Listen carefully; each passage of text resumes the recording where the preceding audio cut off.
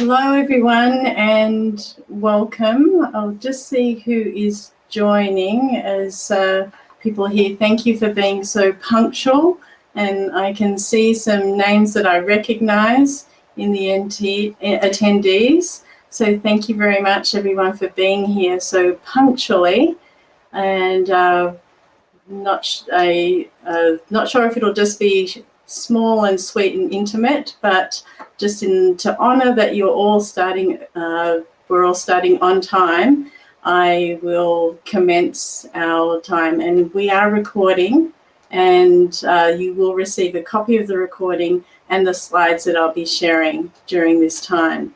So thank you very much for everyone who is with me today and with us. And it's very, very warm here. I think the word for it is glowing. So I'm glowing here in Vancouver, and I'm wondering if other people are feeling as hot as I am. So just to start at the top of the hour, and we will be together for the next 3 hours. But I do invite you to look after yourself and take breaks as you need to. There will be pauses during the time as well. And I will also have a little break if anybody is wanting it about halfway through for about 5 or 10 minutes. We'll see how people are going. So let me just start here, and I'm going to start by sharing my slides here. And if we can just have a thumbs up if everyone can see my slides here. Paul's my tech support. So Paul, are my slides showing up? Can you just give me a thumbs up, please? Okay, great. Okay, a little thumbs up there too. So wonderful. So I would like to acknowledge that where we live, work and play is located on the unceded traditional territories of the Coast Salish people of the Kikite First Nations.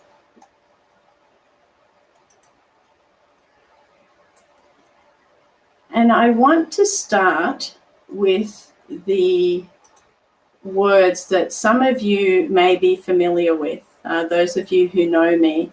And this quote, "Uncertainty creates possibility."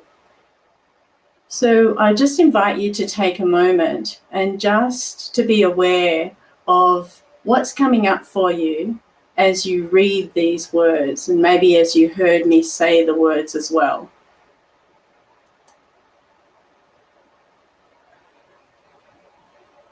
And now we'll be coming back to this quote, but I just wanted to help you pay attention to that. And so we'll just hold that thought or experience, whatever was coming up for you there. And so for those of you who don't know me, my name is Rachel Newton. I'm an integrative career counsellor and coach based on the West Coast, near Vancouver in Canada, or New Westminster for those who know the area. And I have been working with clients for over a decade now to help them create transformational change in their lives and careers. And I'm very excited to be here with you today, sharing my Entrada change model and helping you have a different relationship and offering you a different perspective on your relationship with change. And I have only ever offered this as an in-person workshop. So this is the first time we'll all be creating this change together and learning together. Not everybody was online early. I will let you know that you will be receiving, all the registered participants will be receiving the slides after the event, as well as any resources and the recording. The recording will only be available for free for 30 days. So watch it, memorize it, and then I'll be putting it behind a paywall. But I just wanted to offer this to you, and thank you to everyone who is investing your time and being here And I do hope that you'll find this a good investment and valuable to learn about. So just as we're starting off here, I would like you to just think of what you would like in terms of expectations. Yes, I have a quirky sense of humor for those of you who are not familiar. So what your expectations are of me and of yourself, and what the best possible outcome would be for you. And sorry, I forgot to mention if you could, if you have something to write on or a piece of paper, just to be able to take some notes, or you might just prefer to experience and absorb the webinar and our time together like this. But I find the way that I like to really get things to sink in is actually to take notes. And so hello to people in the chat there. So I'll just give a moment to, in terms of you writing some expectations down and what the best possible outcome would be for our time together, what you would like to occur for you over the next 3 hours.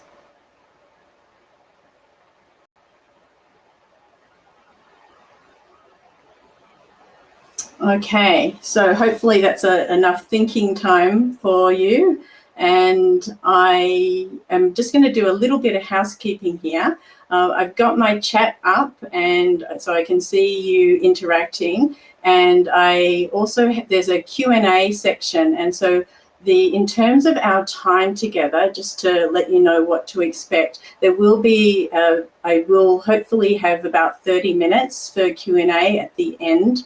So the first 2.5 hours will be sharing and offering the information about the Entrada change model and my experience of change and sharing that with you, and then allowing 30 minutes for questions. So that's just to give you an idea of what to expect. I'll go into a little bit more detail in a moment. And so if I'll be taking pauses and checking on the chat at times. You're welcome to be as interactive as you want, of course, but there's also a Q&A tab that you might see there. And if you've got any questions that are in the moment that might be pertinent, if I'm asking for questions, you're welcome to pop them into the chat. But if there's other questions, if you could put them into the Q&A. Otherwise, Paul, who's acting as my tech support today, will put them into the Q&A for me to be able to,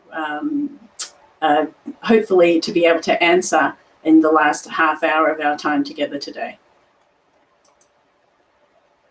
So to keep you hopefully with me for the whole time, I'm also giving away a 60-minute coaching session. And so if you would like that for yourself or you'd like to gift it to someone, I am offering that. And the last time I did a little webinar back in May, we had one of our participants, and she was madly putting in emojis and comments. And so in addition to your engagement during with the odd comments or words, hopefully respectful, and emojis and signals, at the end I'll also be asking a couple of questions, and so that will do a little bit of a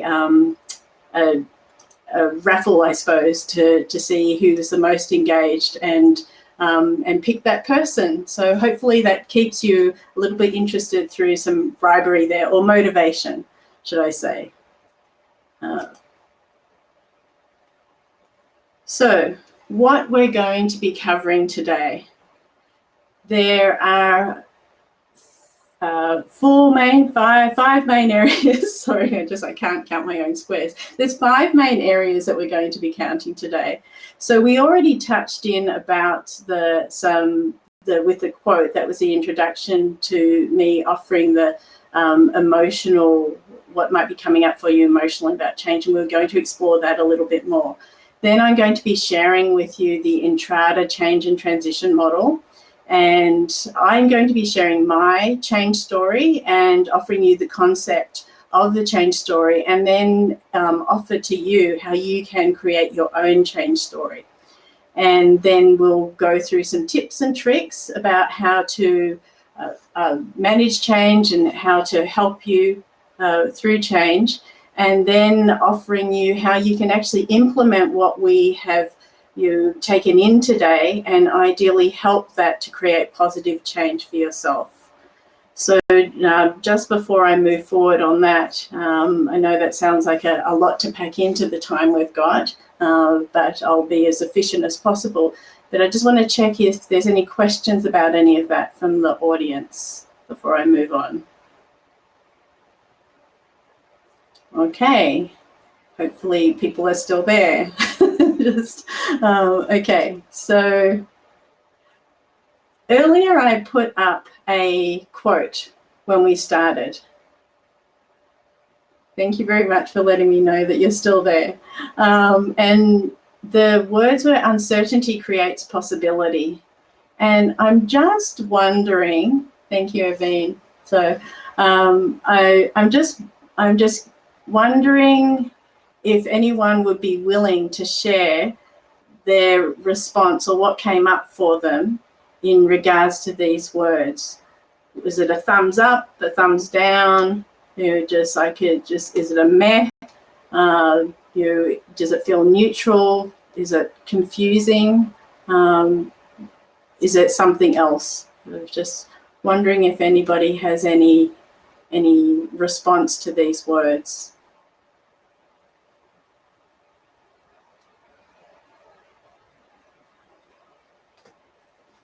Okay, okay, thank you, Helmut. So Helmut agrees with the quote, and so this quote was I massaged it a little bit from so we've got a couple of people agreeing. Thank you, Matthew. So the quote was massaged a bit from my mentor and supervisor, who actually used the words uncertainty is the crucible of possibility, but I just truncated it a little bit. And I also agree with it. And I'm just wondering, for those who agree with it, is that possibility, oh, you just preempted what I was just going to say. You read my mind, Aveen. So I'm not sure if people can see in the chat there, but it's Aveen is saying it creates excitement knowing that I can still create what I want, even without knowing how. And then Helmut, thank you.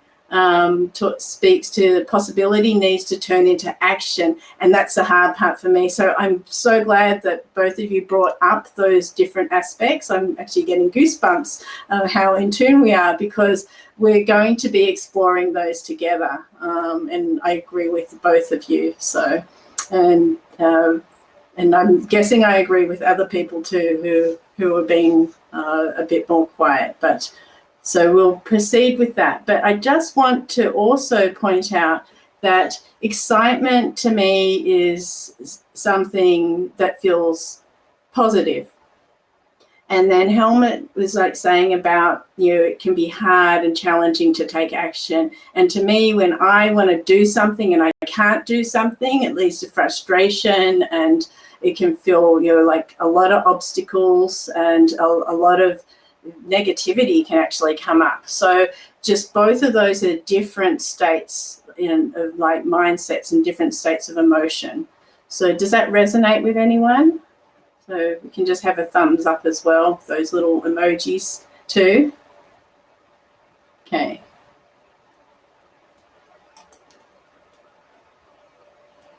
So to speak to some of those emotions that I was just talking about, I took these images, and I'm just wondering if, as you think of the possibility, and because this is about change, we're going to talk about the possibility of change.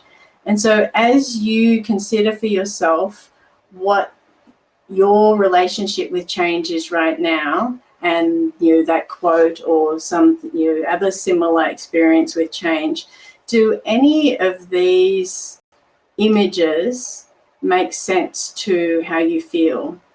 Or just so for me, I'll just share as I'm, if anyone wants to pop in an emoji or into a chat, I chose a butterfly because when I'm excited about something, it feels like there's new growth and new possibilities. And so the butterfly is a lovely representation. And oh, okay. So helmet this is what you mean. Yes, okay. So this image, helmet, thank you for pointing that out, is the bottom right for me is like representing confusion and stuckness, and just like as you said, there's too many options. So if all these arrows are options, it just can feel almost impossible to know what to do next. So I know that has frozen me. So oh, okay. So is this the road, Irvine? The path with the rainbow? Is that what you were talking about then? So okay, wonderful. Yeah. So that was a more hopeful image to me too. And I don't know if this little person resonates with anyone, but like kind of feeling trapped and stuck in, you want to create change, but you feel locked up or even paralyzed. So that's what I was thinking there. So, and you might have your own images or words, but I just wanted to offer this so you could be tuning into the idea of your emotions that comes up with change. So, oh, thank you. Redeem, I hope I'm pronouncing that correctly. So Redeem is saying, a caterpillar thinks it's the end of the world, but a wise person thinks it's the birth of a butterfly. And so, yeah, I've had those experiences of feeling like the caterpillar and then hoping that I would become the butterfly. So thank you for that those beautiful words of wisdom yourself, Redeem. So does anyone have any other comments or questions before we move on from here? Okay. So this little puzzle piece is representing what you find, what you imagine, or what change, how you define change, sorry. So how do you define change? When you think of change, what would that definition be? And I'll just give a moment to see if anybody would like to volunteer anything. Growth, lovely. Thank you, Helmut.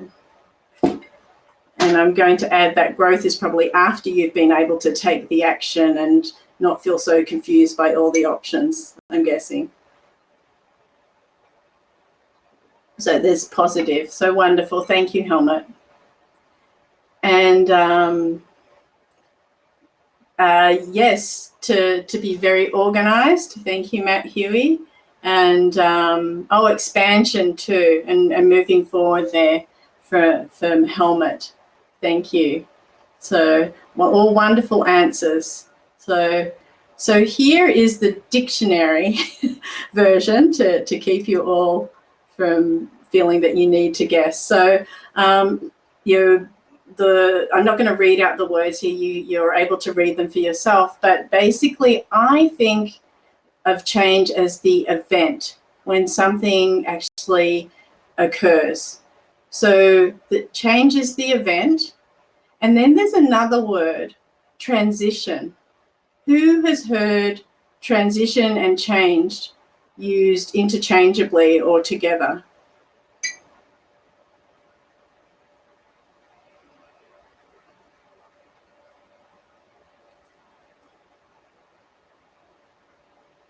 Maybe nobody has.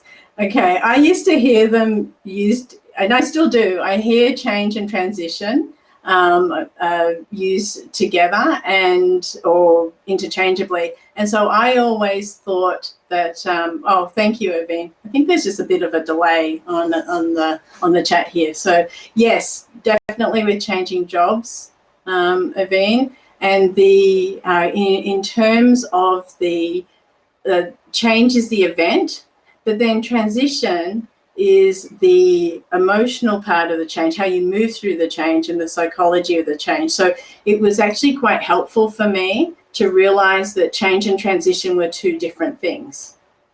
And so I'll give you a moment just to look at the definition here. And the way that I look at the transition part is that the emotional way, like what's going on for you and the psychology that's happening in and around that change event, and then how you move through the change. And does that resonate with anyone? And again, feel free to use your little emojis if you like.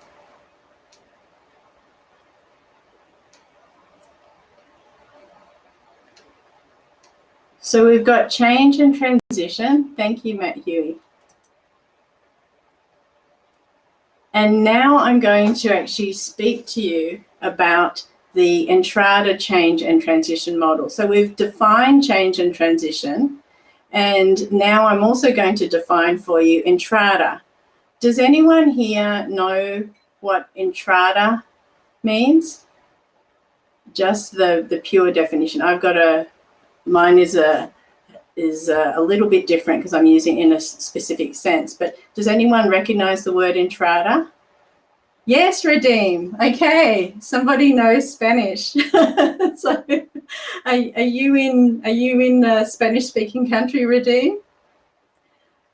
My designer who created this model, and some of my clients who are here might recognize this model, and it's been revamped, and so Entrada is, and she's Spanish, sorry, so she recognized it when she was doing it. So Entrada is to enter, but the root of Entrada is entrare, which is the Latin, and means to journey into the unknown.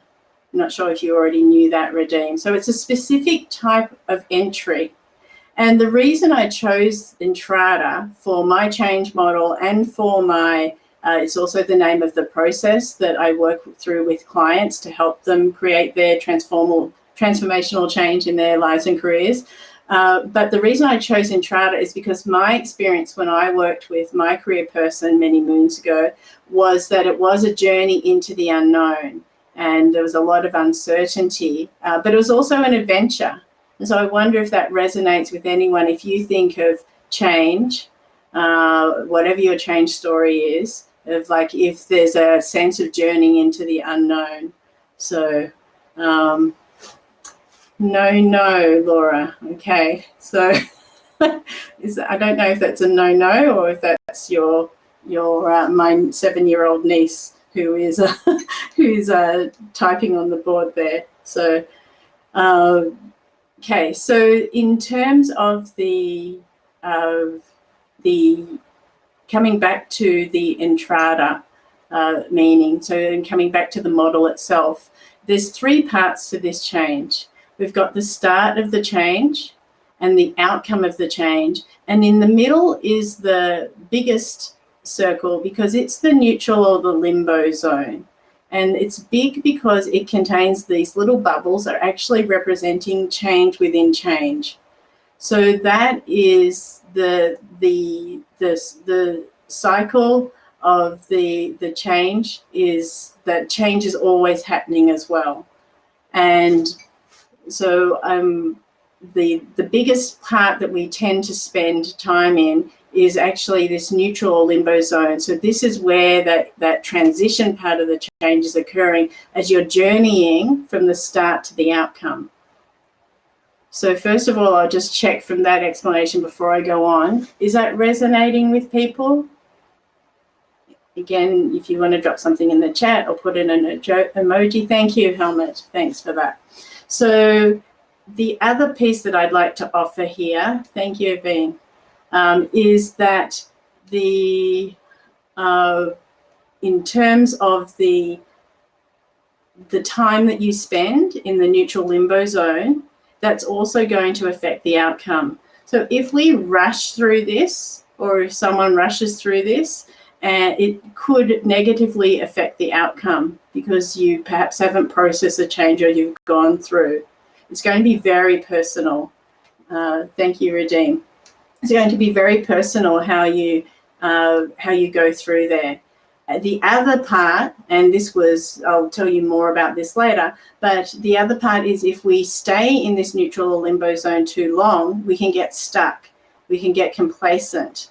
It can become very uncomfortable for us, but we never get to the outcome in some aspects. And, because of my focus on career, I'm just going to talk about, when I see a lot of people and they have been in their jobs for 5, 10, 20 years, and they haven't been happy for a long time, but they haven't been able to make a change. So does that part resonate with people as well? Okay, there's another slide that's still reflecting this, so I'll just see if, thank you, Helmut. So just because you're going to be receiving these slides, and and it might be a helpful reminder, I basically just put what I've said here just as some cheat sheet notes for you. And then I adapted this from a different model of change, and this will be in the resources of from the Bridges, and their book's quite technical, but there's some resources that I'll also share with you afterwards with the other information that might be helpful for people to have a better understanding of change. So any questions about that before we move to the next part? Okay, thank you. And thanks for the wonderful engagement, everyone. So those of you who know me will have heard me use a lot of metaphors. So thank you, Aveen. Will have heard me use a lot of metaphors in the way that I talk about things. And I just find, being a visual person is one of my inputs, that having a metaphor is very helpful. I'm just going to say hello to my niece, Abby, who's online here. So she's learning about change at a very young age, a tender age of 7. So I think I was younger than her when I started learning about change. Anyway, that's a whole nother story. But the water is a metaphor for change. So I'm wondering if the idea of having a metaphor for change is helpful for people to think about. And the way that the reason I chose water is because you can have different states. So here in wintry Winnipeg, this white stuff for the Australians, and I'm not sure where Redeem is, so and anyone else who's not in this part of the world or the Northern Hemisphere, this white stuff is snow, so the water is frozen. Here, the water is clear and still, and it's on a lake, and it's so still it's reflecting like a mirror. And then in this here, we've got water flowing, moving, and making rivers. And then I also love the power of water because it's carved out this path in the landscape.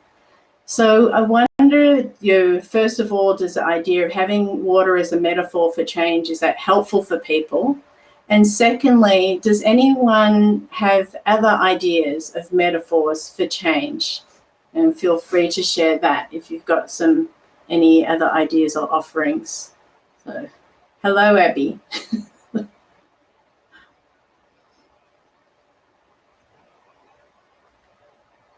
So I'll just give a moment for the,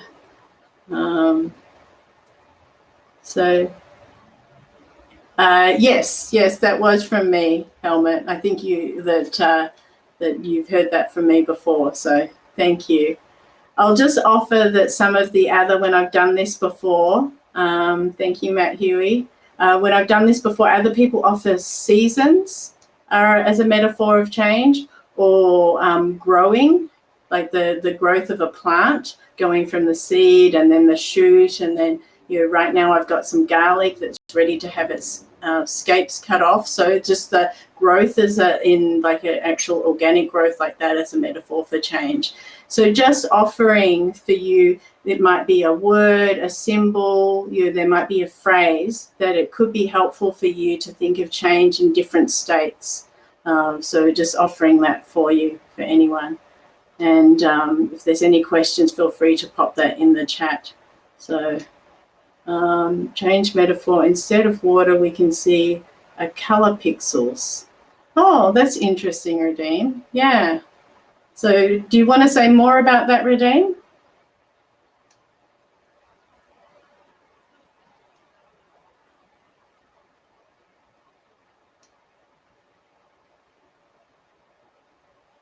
maybe Vadim will share with us later. So.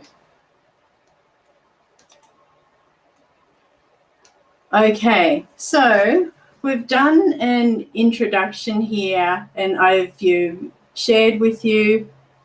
Oh, okay, yes, Vadim, yeah, the images on the screen. That's a really good one, very pertinent for the way the world has been for the last 18, 20 months too. So we've defined change. We've experienced some of the emotional feelings and experiences that can come up with change. And I've introduced you and shared with you the Entrada model, and we've got the concept of a metaphor for change. So I'm building here, if you haven't noticed. So what do we do with all this? And this slide is because now we're going to do the strategies, and hopefully I can be offering you some tips and tricks and techniques to be able to help with manage change, with mitigate change of those challenging parts of the change. So, and then the other reason I like this is because I'm a hobby woodworker when I have time, but I haven't been making time. So I would like to change that too. So that's another project for me to do. And my dad's very good with tools too. So I'm going to start off with one of the tools and the techniques, if you like, with change, is the idea of a change story. And I'm going to offer to you what my change story is, and then from there we're going to explore how you can tell your own change story. And so as you're listening to me, you might notice that you already know what a change story is, but perhaps you actually haven't spoken of it or labeled it in that way of being a change story. So the reason I chose these two images is for the way that I look at the first over the 2 decades, 2+ decades of my career. I call that part of my life wandering the vocational desert. So here's the desert. It is void, it's dry, there's not any nourishment, and emotionally I wasn't feeling fulfilled. There wasn't meaning for me, and I kept on wandering around. So I call it wandering the vocational desert. And then I finally, again over 10 years ago, found my support, my career person, Gail McCool, who is now retired, but has written a wonderful book that I'm happy to share the information with you as a resource too. And so I found her, and she helped me be able to explore more. And she took me from the vocational desert to exploring where I was, and then I ended up in what I call my career oasis. So I'm just going to take a pause from the slides here just to be a little bit more personable for you all. And I'd just like to share with you the journey that I took, and I'll be as brief as possible. And any comments that you'd like to do, or any ideas that come up, feel free to pop in the chat or put as a question. But if I think about the reason that I think about the idea of the vocational desert for the first few 2 and a bit decades, was because it was really a time that I didn't actually realize until afterwards that I was suffering all that time. And I kept on going on this hamster wheel, merry-go-round, going from different jobs to different jobs, and anything from a year to 3 years, and I was flipping jobs. So I just ended up keeping on looking for an external validation to find something that would satisfy me inside. So I don't know if anybody else has had that experience, but that was certainly my experience. And then in addition to that, the real crunch came of I'll just back up a little bit. I also had the experience of anything from a couple of months to 12 months. I would have this honeymoon period every time I started a new job. And then after that, it would all be the same. I was like burning out. I wasn't having boundaries. I was working too hard. I was feeling unappreciated. So, and there were just like different reasons of how I was, what was going on. And then the straw that broke the camel's back, so to speak, was actually when I started having anxiety. I thought I was actually having a heart attack. And then my hairdresser around that time found that I'd lost a chunk of hair behind my ear, and it grew back baby white. And my hair is not conducive to being baby white. So that was a big shock for me. And I had been ignoring some of these signs, but when my body started to tell me like that, it wasn't good for me to stay in that, I knew that there was more at play here. So it was very humbling for me to have to look, and I'd been trying to work it out for myself for a long time, and I realized I needed help. So thank you, Evine. Evine can relate. Just being able to help, get help from someone else and even ask for that was just, it was really hard for me. So people who know me well will know that I can be quite stubbornly independent sometimes, but I am learning to ask for more help these days, which is a healthy, it feels healthier for me. So I'm just going to come back to the part about so I worked with my career person, Gail, for 6 months, and I came to the surprising realization that I wanted to go from, I was in tech at the time. I think my last title was a field events marketing manager, whatever that is. I organize events globally for all the sales and marketing teams, so for a startup tech company. But I was working 80-hour weeks and incredibly stressed out. And then, what ended up happening is when I worked with Gail, I realized that there was another part of what I wanted to do, and was to actually really help people, doing tech support and selling, software, like having marketing software, like I was pretending that was helping people, but it really wasn't hitting home for me. And so I decided not only would I go into the helping profession, but then I also wanted to be helping in a specific way that I was being sustainable with all the experience that I had before. So, my psychology background from school, and then all of the work I'd done, I thought, well, who better to help people with careers and take a shortcut if possible, so that people aren't taking over 2 decades to find what meaningful work and what will help them in their life and careers to create well-being and positive change, than somebody who has been doing it for half her life. So thankfully, that was a very long time ago, over a decade, as you have heard me say. And I call where I am now in this work, which surprises me that I'm still here, and I'm so grateful for it, my career oasis. So I'm just going to pop the PDF back up here, and because I actually have this beautiful image of the it goes back to the beginning, I suppose. I'll just speed through here. And I'm just wondering if anyone else has any comments or anything, or can that idea of a career, the change story resonates. And so here's my career oasis image.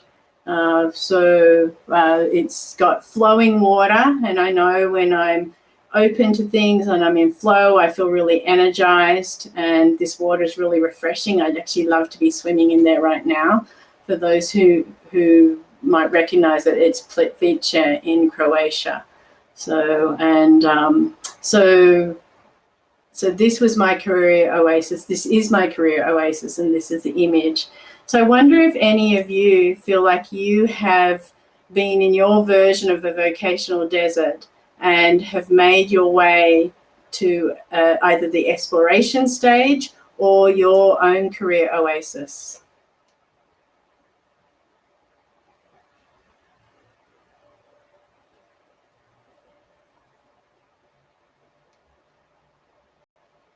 Okay, looks like Matt Huey is not sure, but maybe thinking about it. So I'll just move to helping you develop your change and transition story. So, oh, it's very creative, Helmut. Riding a dead horse. Okay, that's a very interesting visual there. So, so maybe helping you, do people already have a sense of their own change and transition story? So, oh, that's wonderful, Irvine, that you're getting ready to enter your oasis so you can see it on the horizon, perhaps. So, and I'm just going to my sister's here with my niece, as I said, and I know that her career oasis, that she has that because she kind of led me to mine. She's a TCM, a traditional Chinese medical practitioner in Sydney, Australia. So, does anyone already have a sense of their own change story, or here I'm calling it the change and transition story? How does the oasis pay the bills? Yes, Radim, that's a really good question. And maybe I'll get Paul to pop that into the questions for me to speak to during question time in the last 30 minutes. Sorry, I just check in again. Does anyone already have a sense of their own change story? And while you're answering that, I'm going to start going through the steps here, just for if you might be feeling that you're not quite there yet. So if you take my story that I shared, it was just like my significant change that I spoke to you about was career. I could have chosen immigrating to Canada, getting married. That was a pretty big change. Or like graduating from university, or some of the other courses, but I chose career because that's my focus right now. So think about what your significant change was, and why it was so important to me. And so I already shared with you it was important because it was life-changing for me. That was definitely that transformational piece for me. And when did it occur? So it occurred when I was suffering so much that it wasn't acceptable for me anymore. Like, it was more painful for me to stay than it was to go. So all of the fears and all the resistance that was making me stop from creating this change for myself, it was lesser than the pain of staying. So that's how I looked at that. And then talking about what happened before and during the change, I already shared that with you. It was just like being in that vocational desert, and then during the change working with my career person, then I had to Canadianize my studies because my psychology was a little bit dusty by then. So, but I forgot to actually add, the ironic thing is that as I immigrated to Canada from Australia, there's a point system for those of you who aren't familiar. And my occupation, although I was working in hospitality at the time, my occupation was as a career counsellor, because I was being trained to be a career counsellor in my 20s, no less, straight out of university. And so that was actually what is on my immigration form. And who knew that, so many years later, that would actually be my profession. So just a little, fun little factoid there. So although I don't think factoid means that, but anyway. So who was involved in my change? Oh, thank you for that smiley face. Who was involved in the change? So besides myself, obviously, and meeting Gail, that Paul was a huge support. My friends and family were a huge support too. The schooling I did, so these are all the different people that had to help me. And then as I graduated, I had my counselling supervisor, because I started off as a career counsellor and then brought the coaching in later. So there are a lot of people involved. So, I require a lot of support. So, and then where did the change happen? So where has a couple of different qualities. So where in your life, like what stage of life? So I have there's a career lifespan model that I developed, and that shows different places. Like, so I was really I was in the maintenance part of my career when I made the change, and then I did the pivot to start over again. So it could be where in terms of where in the career lifespan, and the other could be like, where were you physically, right? So for me, it happened in Canada. I'm sorry, Mum and Dad, that it wasn't and my sister, that it wasn't in Australia, but it happened in Canada, as an example. And then what was the outcome of the change? So the outcome is, I'm here, I'm sharing with you. And so that was my outcome. So what I'm going to offer for you, would it be helpful, and I'll just get a couple of thumbs up here, if we just take a couple of minutes and allow you to jot down your own change and transition story. I'll just give a moment and see if I get a couple of thumbs up or, okay, so what have we got here? Thank you. I'm afraid of changing my current shitty job because I'm afraid I can't find. Yes, and thank you, Redeem. So okay, I've got a couple of thumbs up, and Redeem, I'm actually going to be that fear part is going to be part of my conversation too. So Paul, if you can also add that to the questions and answers part, would be great. So I'm just going to give a couple of minutes, and so if you don't need the couple of minutes for your change and transition story, you're welcome. If you need to take a little time out break, go powder your nose perhaps, but I'll just take a moment here. I'll mute myself for a moment and just watch the clock for a couple of minutes so you can jot down some pieces of your change and transition story, and then maybe some questions might come up about that too. So I'll just give you a moment here.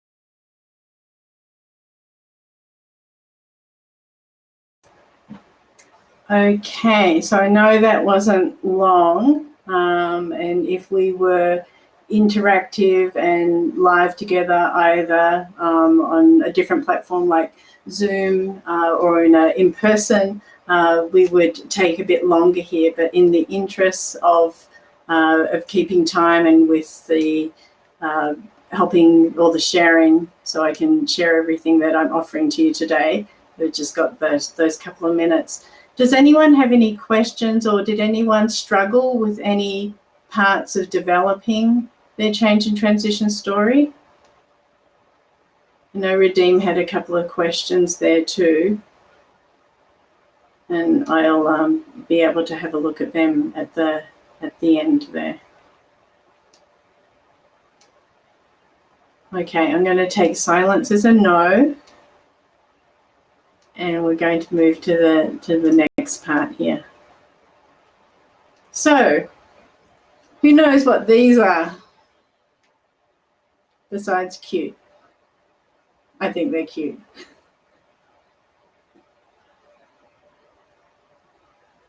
Yes, thank you, Matt. Yes, they're meerkats, and I think they're adorable. And thank you, Evine, you got it too.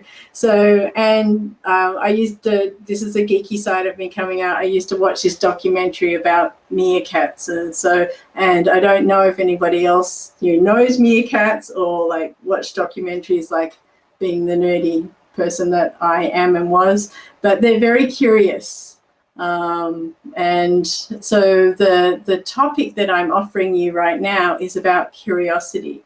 So to bring in one of the questions, so the Lion King, oh yes, of course, the Lion King, Naveen. So I just want to bring in something that Redeem said earlier. He said, I'm afraid of changing my current shitty job because I'm afraid I can't find a better job.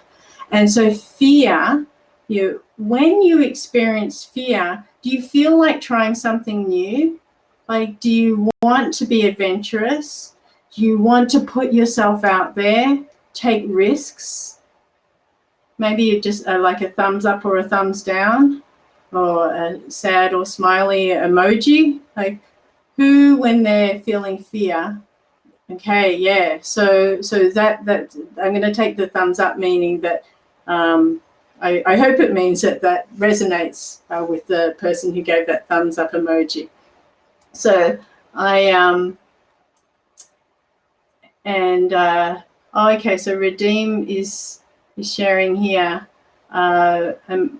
Made a big change when I moved out of my comfort zone to a job I have no training or experience in a different country with a hope of a better life.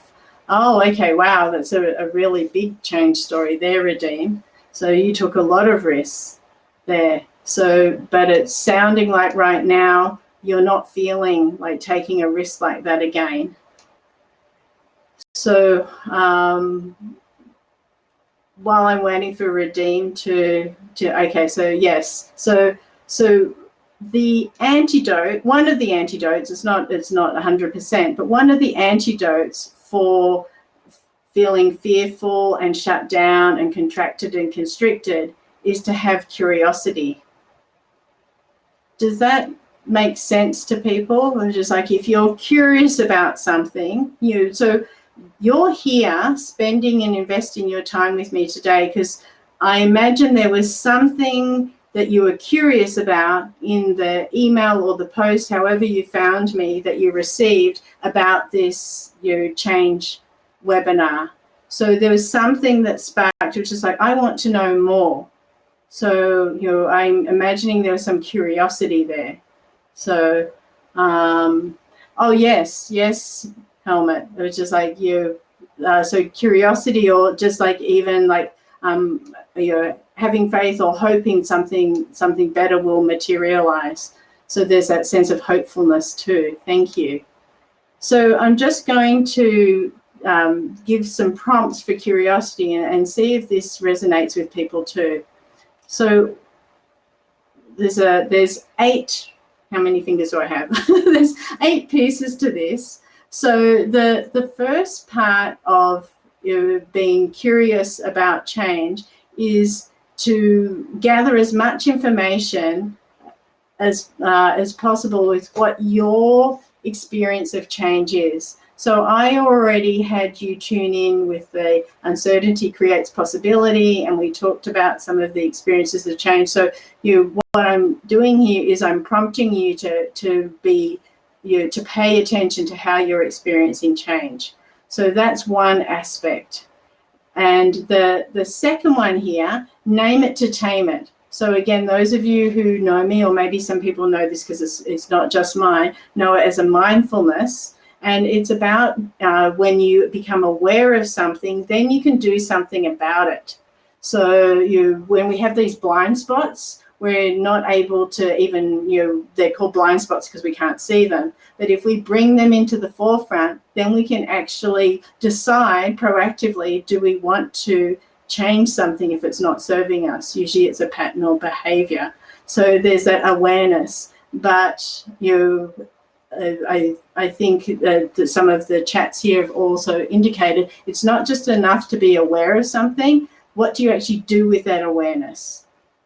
And so another practice here, the third one, would be to write down your full experience of change. So here I've got a couple of just like your feeling, thinking. You might visualize something about change, like you see some images of things.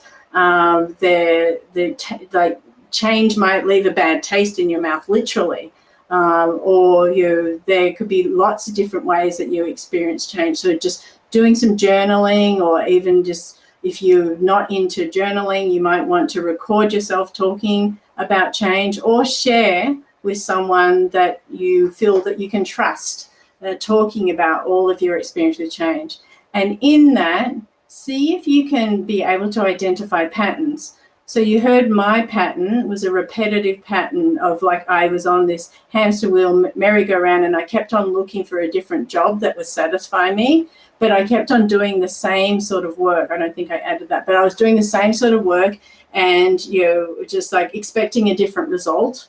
And it wasn't until I realized that I was looking in the wrong place for external validation instead of doing something that was really authentically meaningful to me. So they're the first four. And then the second four, so we're up to 5 now. So I'm going to talk about, I was talking about patterns before. So is there anything familiar in your patterns with past experiences? And I spoke to that already. So just for yourself, doing a bit of an audit and just seeing what your patterns are too. And then you just being able to like take that step back and just what can you learn from your change experience?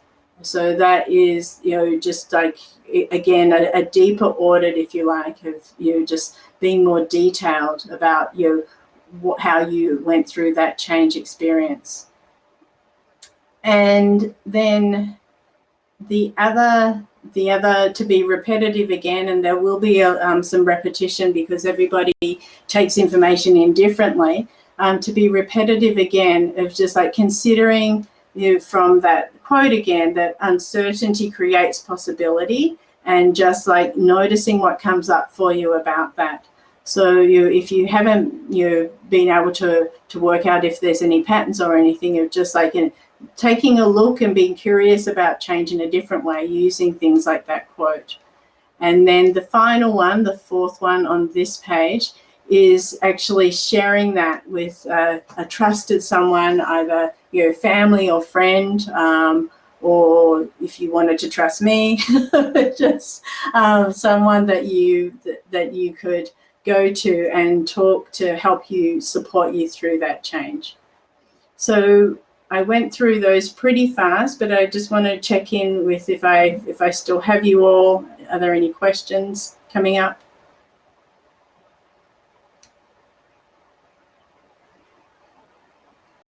Okay, just waiting for a pause here. Okay, so no questions. So I am going to move on. So, okay, a nice little thumbs up emoji. Thank you. So let's do some brainstorming, some change brainstorming, if you like. And it doesn't matter if you do the positive first or the challenging first. I actually often find when I offer this to clients, they gravitate, and it's easier for them to think about challenging aspects of change in their lives or careers. You might want to think for one for your life and one for your career, and the same. So I'll just give you a couple of minutes of thinking time here, and a little break from my voice too, and to have you jot down those 2 aspects of change that are positive and 2 aspects of change that are challenging in your life and career. So I'll just mute myself again.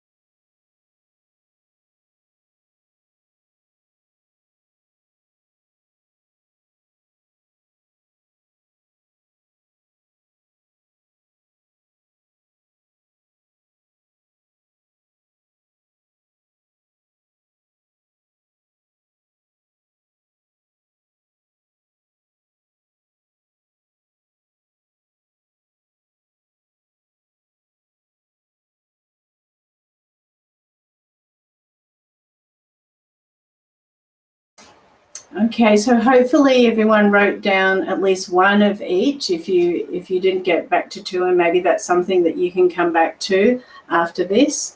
And whether it's for people here live or people listening to the recording afterwards, hopefully that was a helpful exercise. And then the next step would be to actually go and share that with someone that you trust, that you could speak to this, because these can be very vulnerable, especially the challenging aspects of change in your life or career. So being able to share those with others can also be helpful in terms of resourcefulness. So I'll just do another check-in if that was helpful for people doing that change brainstorming.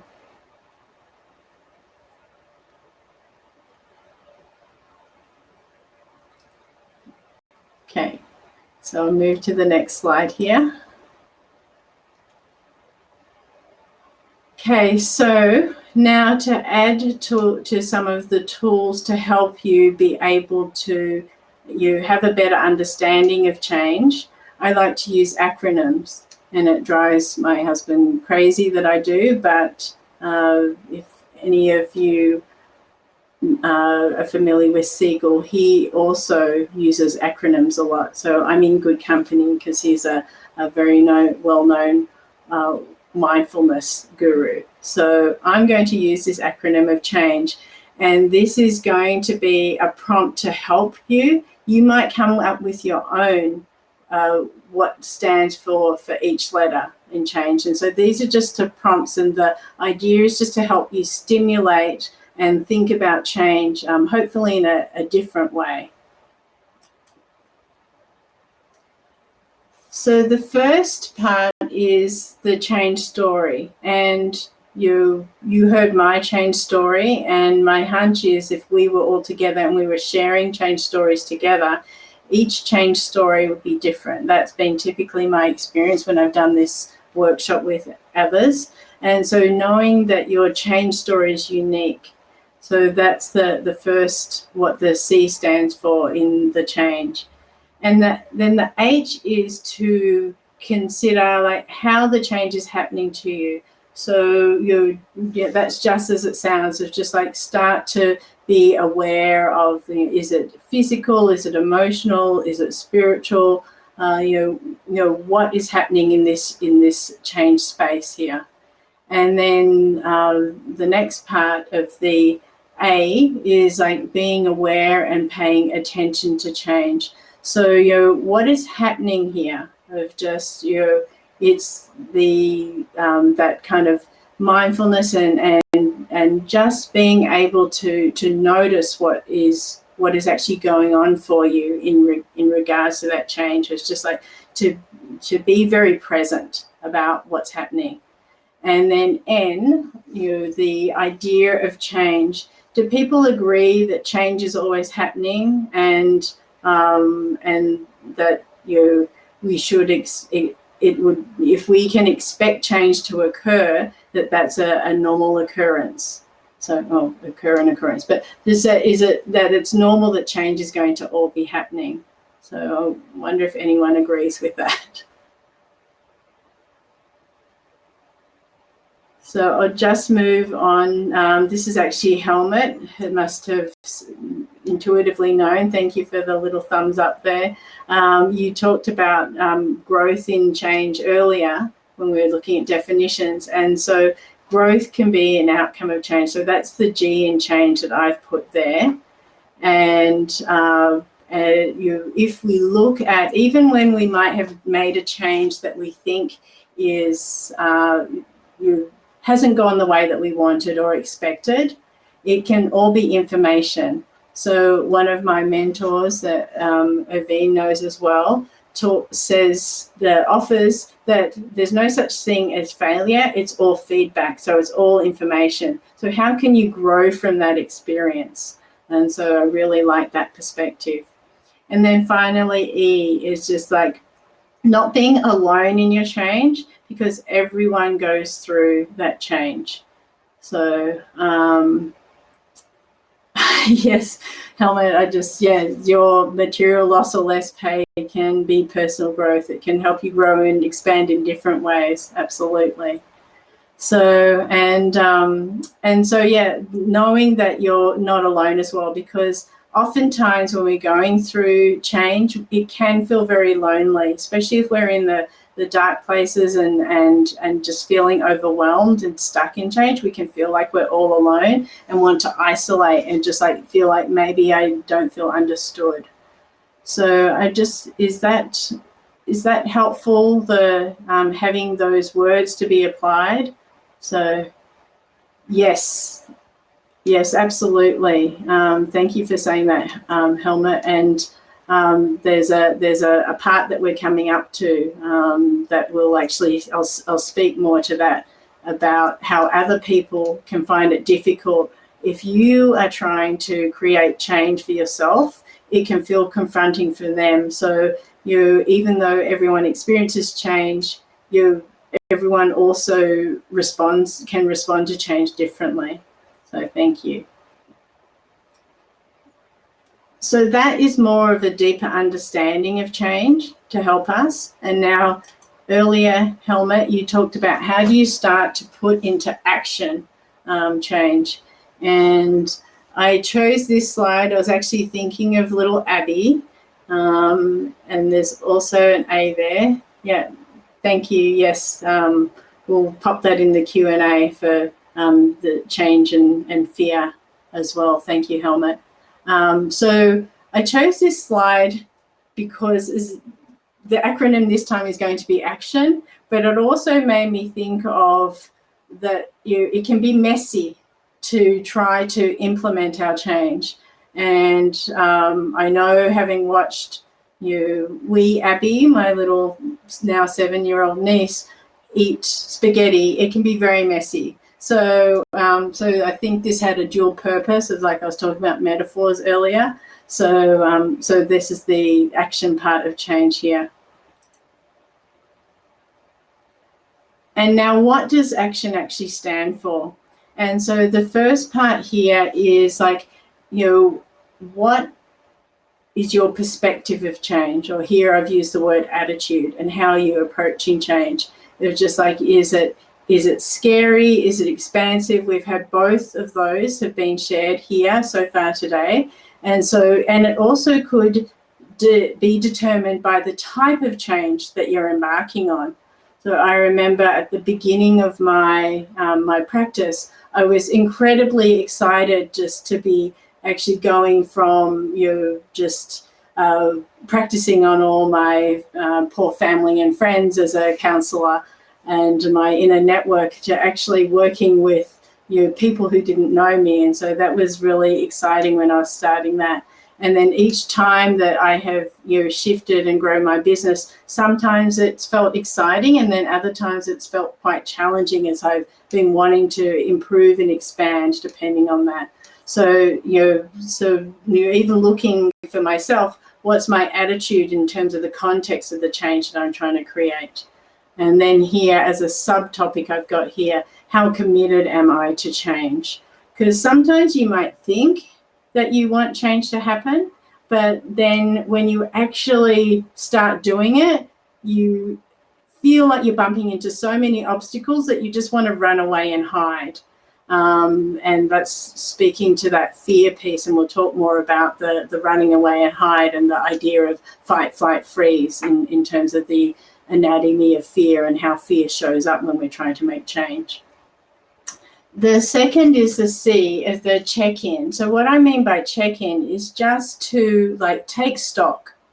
And you were introduced to the Entrada change and transition model earlier. And so you take stock of where you are and where you find yourself, but also maybe see where do you think you are in the Entrada change and transition model. I actually forgot, I meant to ask that earlier. So I wonder if anyone wants to if we take a pause here right now, and if you need me to put the model back up, I can.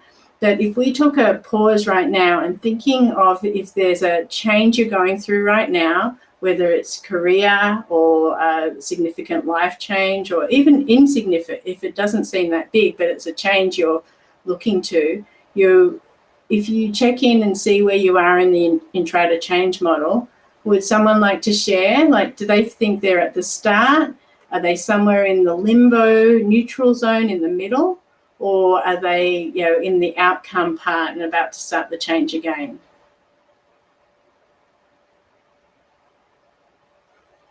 I'll just give you a moment and see if anything comes in.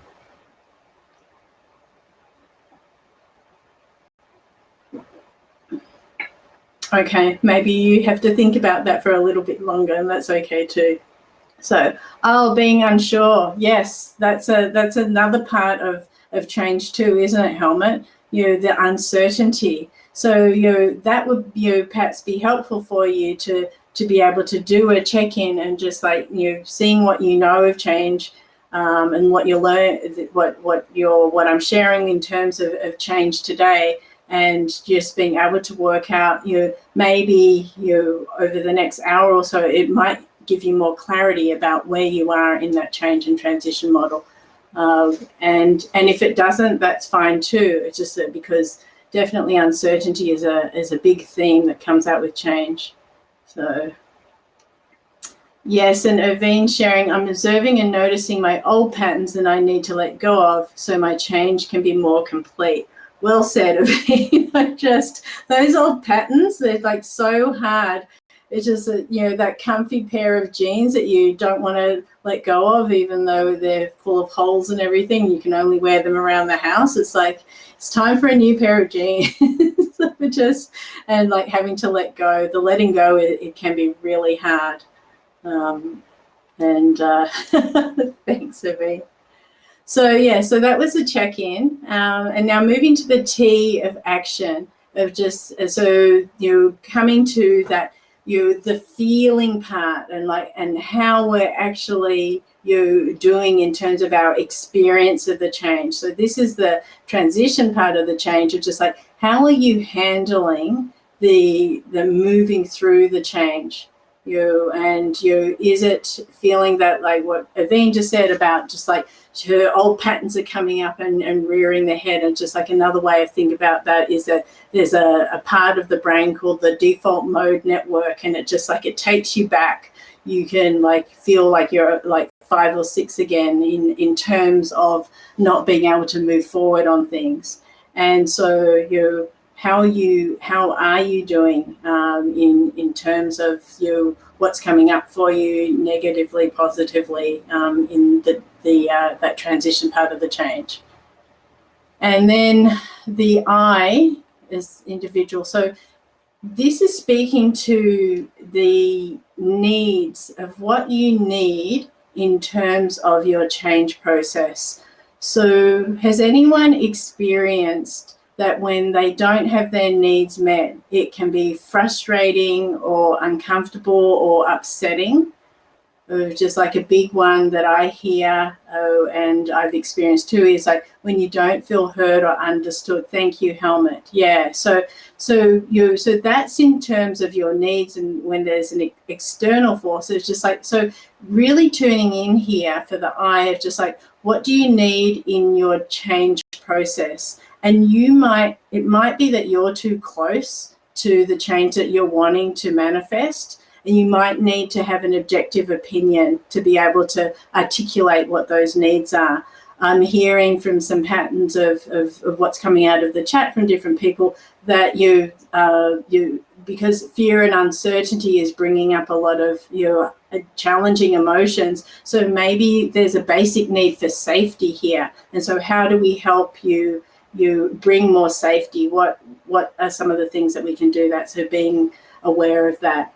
And so what I've actually noticed for a lot of my clients, and I've actually, when I present my plan to clients for their customized plan of how we're going to move to create positive career change for them, I actually present them a plan, and I have literally had someone cry because they have like felt that they've actually got something mapped out, and it's really helped mitigate and take away that sense of uncertainty of not knowing where they want to go. So whether the plan is with a professional, someone that you're working with, or a plan that you can create for yourself, of just like having a sense of direction, like having an idea for yourself about what next steps are. So that can be part of that. That's again a subtopic of individual, to hopefully help mitigate some of those fears and uncertainty.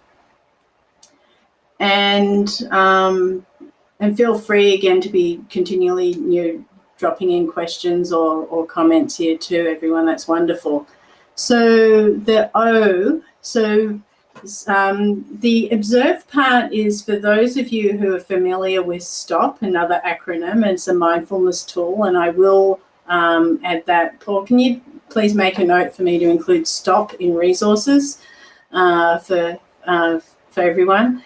So the observe part has the ability for us just to, without judgment, observe what has put us into a situation.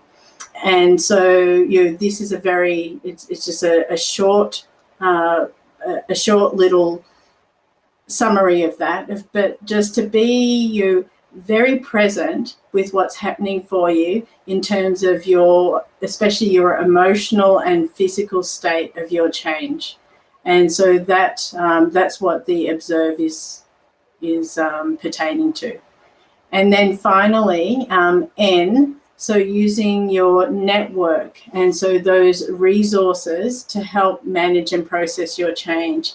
And so some of us are lucky and have very supportive networks, and then sometimes we either don't have a network or we have unsupportive networks. And this speaks to, this is touching into something that Helmut said earlier, and I'll go into more details during the Q&A, about when you come up against people who are actually feeling challenged, and they might become upset by the change that you're trying to create in your own life. And I actually had people who I thought were friends when I was doing my 180 pivot from corporate into the helping profession. I had people who had been like friends for years, and they were saying things like, oh, Rachel, you're leaving the security of a well-paid job, and the government is changing and there's no funding for you to be a career practitioner. You're making a mistake. And I was just like, well, if I had listened to them, I wouldn't be here now. I wouldn't have had the fulfilling experiences of helping the people that I've helped over the last decade. So thankfully, I didn't listen to the messages, and I'll speak more to ideas about that a bit later too, but just really wanting to say yes to what you said earlier, Helmut, so about that.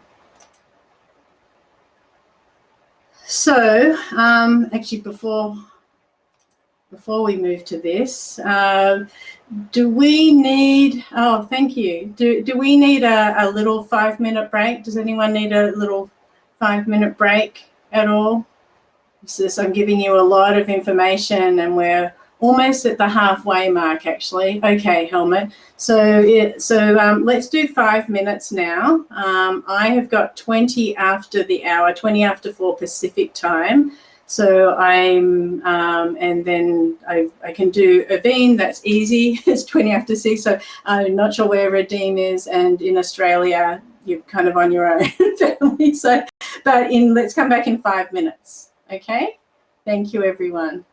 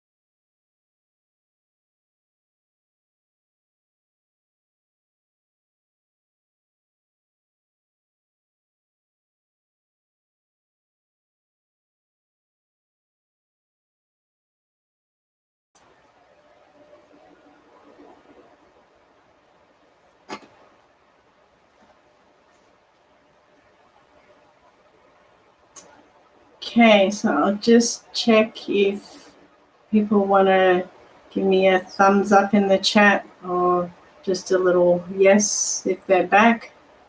Make sure people are back before I get started. Okay, got one thumbs up. You can see that Matt is back. Oh, and a love heart. That's nice. Okay. Okay, so it looks like we've got a couple of people here. So I will continue. And are there any questions so far? We've been covering a lot, and you've been doing an amazing job of staying attentive and engaged. And I'm not sure what it's like in the rest of the world, but it's in the 30s here, which is I think in the 90s or the 100s Fahrenheit, Irvine. So I know that you're south of the border there, so it's very, very warm. So I think I said that at the beginning, but okay. So it doesn't look like there's any questions coming in. So let's proceed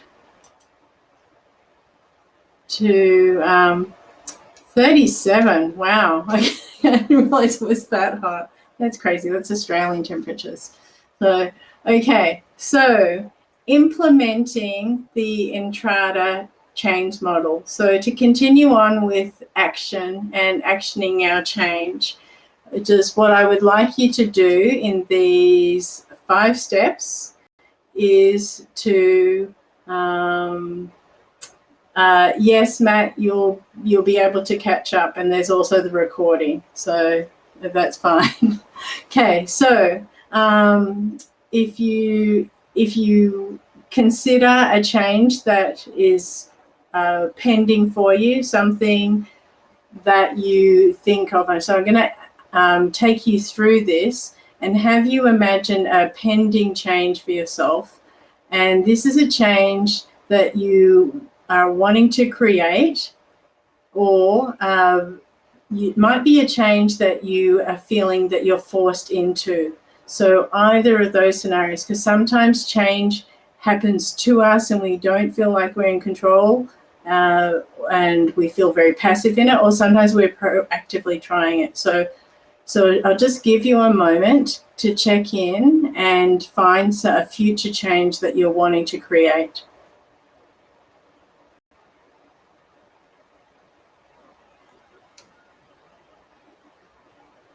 And now the question, as you consider that, is what is the reason that you want to create this change, or that you feel that you have to change?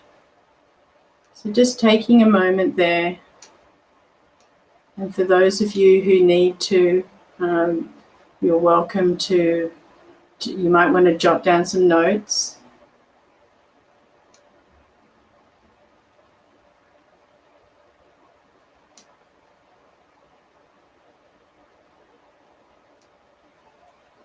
And now I'm going to have you explore what is not working. So what's causing you to feel stuck, blocked, or afraid or fearful of the change? So here's that theme of fear coming up again. It's causing us to be stuck. So are you aware of what's not working in the change that you're trying to implement, or there's something making you feel stuck or blocked or afraid, or all of that?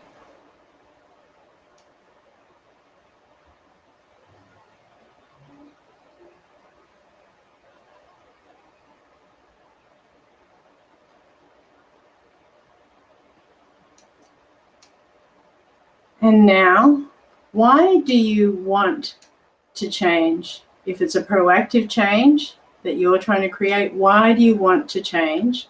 Or if it's something that feels like it's being imposed upon you, why do you have to change? So exploring the why. Why do you want to change if it's proactive for you and you're causing it? Or if it's something that's happening to you, what is causing that? Why do you have to change?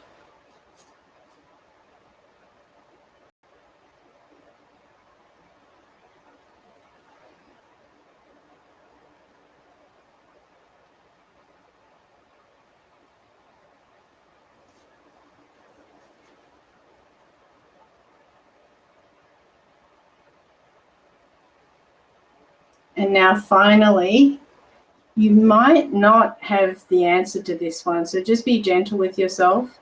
Just like, what's the reason for your resistance to change? Like if you're finding that you're in that place of feeling stuck or blocked or afraid, just that can be experienced as resistance. So what's the reason that's happening? And just see if you can pick up on what's happening there.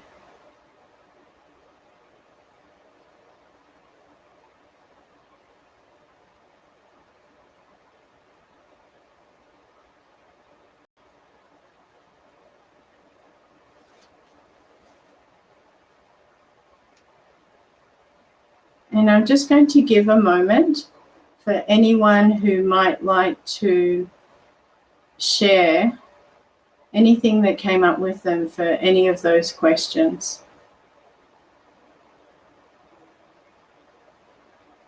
Or even just emoji if that was helpful to go through that implementation exercise.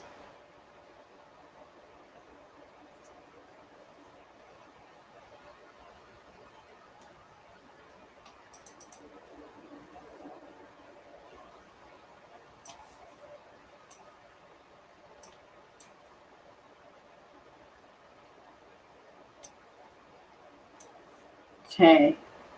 I'm not sure if you're still thinking or considering, but in the interest of time, I will move to the next part. So there's 4 more steps here.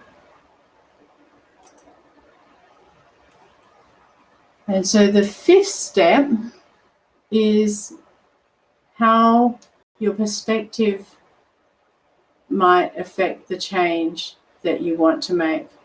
So we talked earlier about if you're feeling you approaching your change with feeling fearful and stuck. And then I offered about curiosity. So could that perspective affect the way that you want to change or affect the change that you're wanting to make? So just considering that.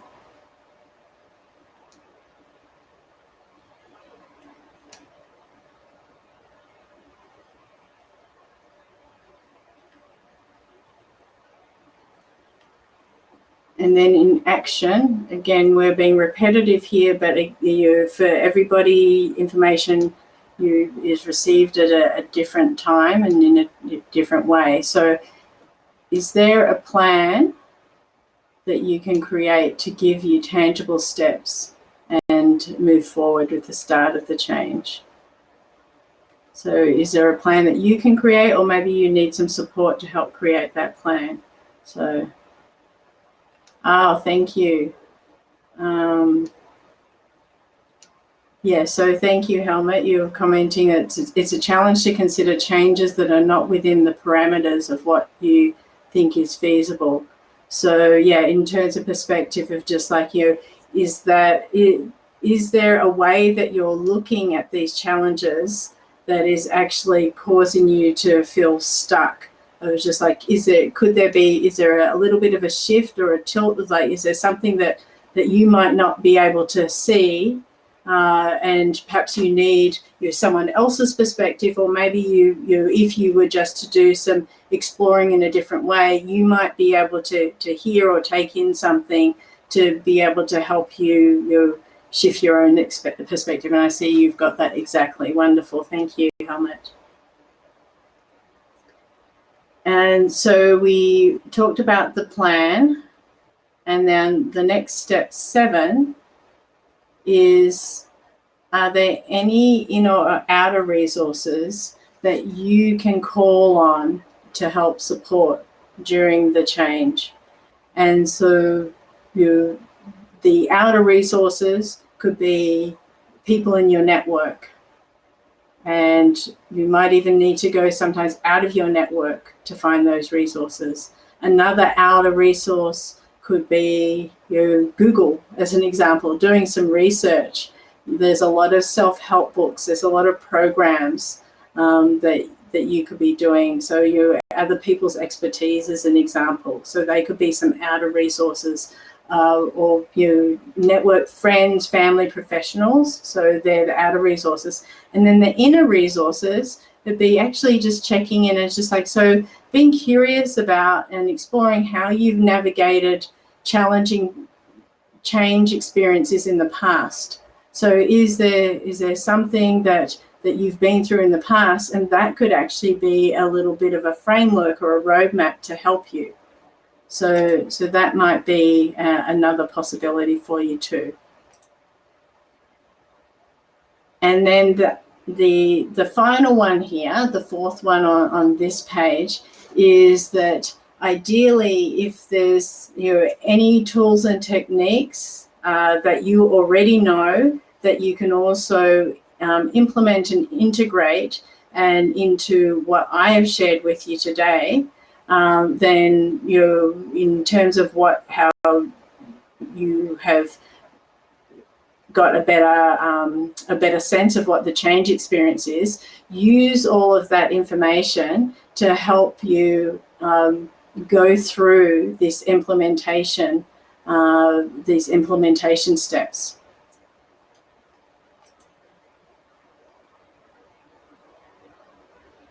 So there are 8 steps in the implementation of the Entrada change model that I'm offering, and hopefully something in there resonated for you. As I said, there's some deliberate replication and repetition here. It's kind of a bit of the idea of throwing mud at a wall. It's just like something will stick or click, and so that's the reason that I'm offering it to you in different ways. So in terms of, I just want to check if, I know Helmut had a comment there earlier, but are there any other questions about this before we go into the next part?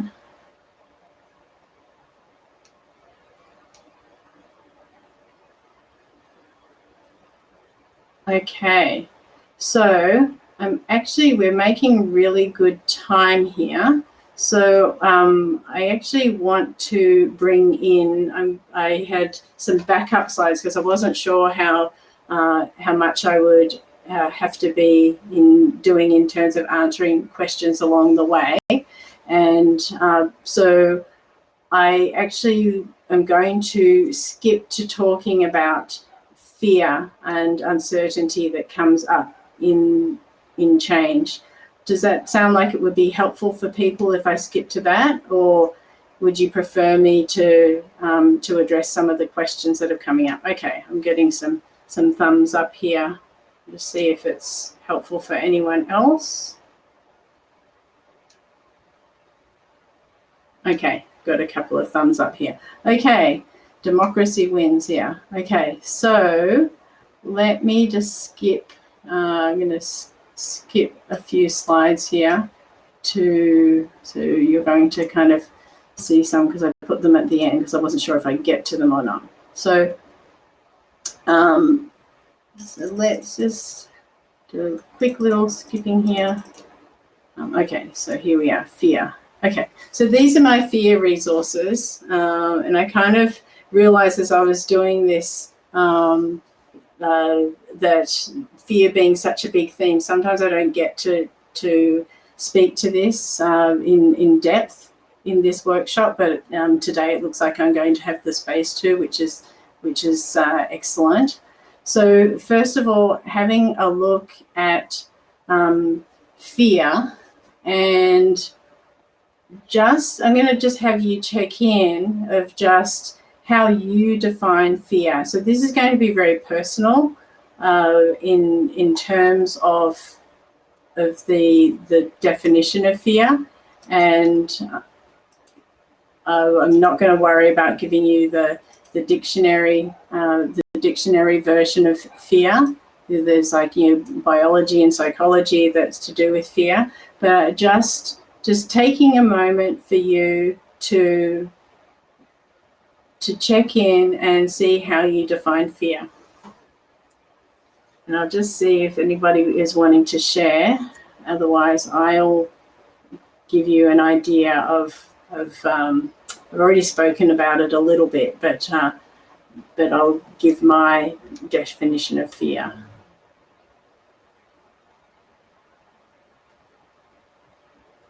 Okay, so let me get the ball rolling, and maybe if somebody wants to make any comments. So fear is at all different levels. Fear can occur at a physical level, an emotional level, and even at a spiritual or a source level. So that's not a religious concept as such, but so it can, to me, it can occur at all different levels, and it's a place where you can experience contraction, and you go very much into wanting to keep yourself safe and being in that survival mode. So are people familiar with fight, flight, and freeze? I know some of you are, because you've heard me speak about it. But I'll just quickly give you a quick run through of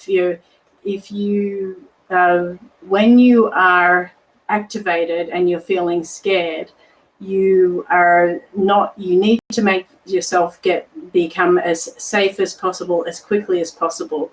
So right now, I'll just back up a little bit, and I'm just going to do a little exercise with you just to show fight, flight, or freeze. And I'm going to have you make a fist, and so putting your thumb under your fingers there, and curl your fingers over, and your thumb is tucked in. So right now, this is a very basic model of a brain. I've actually done this with a neuroscientist client I had of mine. So I have no pride, I suppose. But so the thumb is going to be your amygdala. And so if anybody doesn't know what an amygdala is, feel free to pop it in the chat. But it is the emotional, it's also known as the lizard part of the brain. So let's say the thumb is your amygdala, and then this, the fingers over here are your prefrontal cortex or your neocortex. So it's a newer part of the brain. The lizard part, the amygdala, is an older part of the brain. And the newer part, the neocortex, sits just behind your forehead here. And so here in our little brain right now, hopefully your brain's feeling intact, and you're taking in information from me, and you're able to process that, and you feel safe, ideally. Now, if we were to have a big fright, and for the sake of my roots, if a dingo came in, or if for the Canadians and the people in the US, if a bear came into the room, we probably wouldn't be feeling pretty safe. So we would get activated, and our amygdala would be in charge. And so what happens is that all the big cortisol, adrenaline starts to flat out, and you basically flip your lid. So it's not time for you to be considering things and analyzing things. You need to act quickly. You need to take all the blood into your big muscle so you can start to fight and attack if you want to do that. I probably wouldn't recommend it with a dingo or a bear. Or you might need to take flight and actually get yourself out there and get to safety. And so that's going to be like all those, the big muscles getting engaged, and you're not going to need to digest anything. Your feet and your hands will probably get cold because everything's going into the center to be able to, or into your big muscles to be able to get you to safety. Or you might actually freeze, which is the paralyzing, and that is like you can actually get shut down and just be so frozen in fear. You neither flight or you fight, so you go into that freeze. So they're the different ways that you can experience fear. So there's a definition of fear as something that keeps you stuck and contracted, and the emotion and psychology of fear. And then there's the physical aspect of fear too. So hopefully that resonates with someone. The other thing with when we flip our lid, we can, once we calm down, it can just take 6 seconds for us to re-engage once we start calming down and reconnecting. But if it is like longer than that, then we can start to get constantly triggered, and we can get into some adrenal fatigue and other nasty stress things start to happen to us. So that's why being able to make contact with calming yourself and calming your nervous system through breathing and being mindful is so helpful. So hopefully that makes sense to some of you.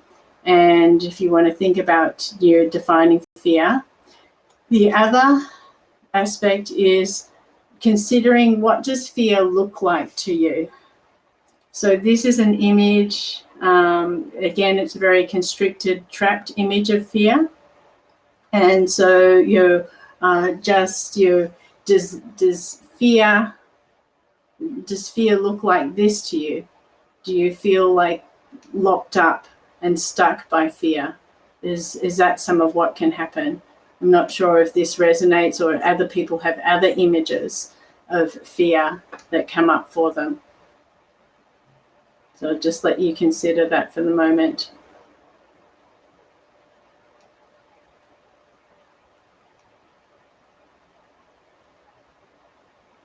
Just checking if it's feeling okay. So thank you, Aveen. I was just going to ask if it was making sense to people. Okay, so this is a visual of fear, but we all experience the world differently. So in here I've got, what does fear look like to you? But it could also, fear could come to you in an audio way. It could feel, there could be like a feeling or a sensation that comes up with fear. So I don't know if you've ever felt like that kind of cold pit in your stomach when you're really scared, or you get that chill down your spine. So that very visceral feeling of fear. And I talked earlier about like you're having a bad taste in your mouth. Sometimes it's like I get this metallic taste in my mouth, which is like when I'm really scared. Luckily, I can't remember being that scared for a long time. But so it's like the visual is just one aspect of experiencing fear. So if this doesn't resonate for you because it's visual and you take in information differently, this is just a prompt. So you might find a different one. And so you'll recognize this as just another, just kind of similar to change, of just like if we consider curiosity with fear, there's some of the similar things here as like what we were doing with change. And so there's a little bit of difference here in terms of like the first ones I think are familiar to you, and then we get down to having a look at the fear having a message or a noble purpose for you. So sometimes there can be the concept that this thing that feels like it's holding you back or keeping you stuck could actually be telling you something. So it might actually have a purpose, and you're just, for whatever reason, you're not able to get it. I don't know if that resonates for people. I know that for myself, sometimes I know that when I'm feeling scared or shut down about something, there's just something a bit off. It's like it's going against my intuition, if you like. And I just like, okay, no, this is something dangerous. Like I remember Paul and I walking in like these dark streets of Turkey many years ago, and he responded to the fear of the dark abandoned streets at midnight or something. He said, Rachel, we don't want to walk down that street. So like his spidey sense was reacting like that. So that it was fear coming out, but it was protecting. So that might be a possibility that's coming out of your fear too. So, but then it can be a fine line between protecting and holding you back. So that's the piece that can be a little bit challenging for a lot of people. And then again here, I've just said about discussing that with people. So is this having, I know that's a similar formula to change, but is looking at fear in this way helpful for people, or is it things that you already know?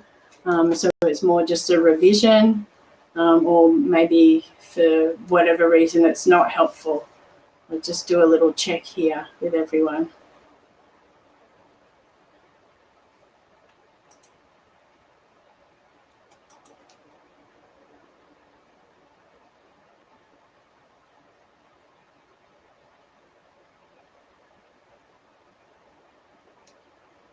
Yes, you're right, Helmut. It is complicated and it's going to be different for everyone. And so you're, again, you being able to work out what your buttons are, what your push buttons are, if you like, or the another word is triggers are for change, is going to be part of what you consider when fear is coming up for you. And so you're kind of like what we were talking about in terms of change. The next part is about like having a better understanding of your relationship with fear. And so let me just share this speaking to you. So if the complication that I've noticed, Helmut, and other people might resonate with this too, is that because we all experience the world in a different way, we're all having a different response or reaction to it could be the same stimuli happening for 2 different people or 3 different people, and each person is going to have a different experience because your backstory and what brought you here and what makes sense in the world to you all feels a little bit different. So and actually, yes, Helmut, that finding of the patterns and being able to work out how those patterns came to be, why you took on those patterns, and the reason that those patterns and those behaviors become what I call the emotional truth, is going to be able to help you unlock, once you see how your emotional truth was evolved and created, you can go in and disentangle, if you like, or maybe another way in terms of memory reconsolidation is to almost, it's a type of reprogramming of just saying, okay, so that pattern that was evolved when you were 5 or 7 years old, or even younger than that, is just like you've been collecting evidence to validate that pattern for a long time. You get to a certain point where it's not serving you and it's actually doing the opposite. It's not helping you. So that, and then being able to hold that up and make you aware of that, and then put it next to an experience of showing you that that's actually it's not necessarily true. You're able to have a different experience, but you need to show that to yourself consciously, because it's all happening in the background and it all can happen at nanoseconds. So hopefully I didn't lose anyone there in that explanation of that. But that's the background of that. There's is in part of NLP, neuro-linguistic programming, and then also in other work that I do, which is in the coherence therapy, and even in a bit in the in my Qigong and the body-centered coaching. So it's all kind of getting to these old patterns and helping you find a different way, and to help you understand that. So, sorry, that was a lot of information. Okay, so again, similar here is, you'll recognize this formula again, is the fear story. And we didn't actually go into the fear story here. You're already familiar with the concept of the change story, but a lot of people have a reason of, like, if there's something in particular, or there could be a lot of little somethings that can end up being their fear story, and it's keeping them feel stuck. And so the acronym here of fear is like looking at that fear story, and then just like having this curiosity and this exploratory nature about how you're experiencing that fear, and then that awareness, that observation piece again. And then the R can be really difficult to do, because like our fear can just be like a hair trigger experience. So, but if we can start to slow that process down and realize that we can get in front of the experience, and it's not an overnight process, but if we can start to realize what is causing ourselves to have this reaction to fear, then we can do something about it. So that's that idea of mindfulness, putting a pause in, being able to objectively stand away from something. So is this making sense? Have I still got everyone? I kind of geek out a little bit about this. Thank you. Okay, so and you're going to recognize this again. So, thanks, Irvine. So how do you, like, these are all very similar to what we had a look at as change, and we're actually just going through and we're using action again, and it is quite similar, but using fear as the subject this time. So again, the more we can be connected with what is blocking us, making us fearful, making us feel afraid, we can take its power away. So what I mean by that is when there's something unknown and there's uncertainty, it can have the effect of making us feel shut down. And so that's why by you exploring this and being more curious and open, just like being able to go through the step-by-step in terms of fear. So does anyone have any questions about that?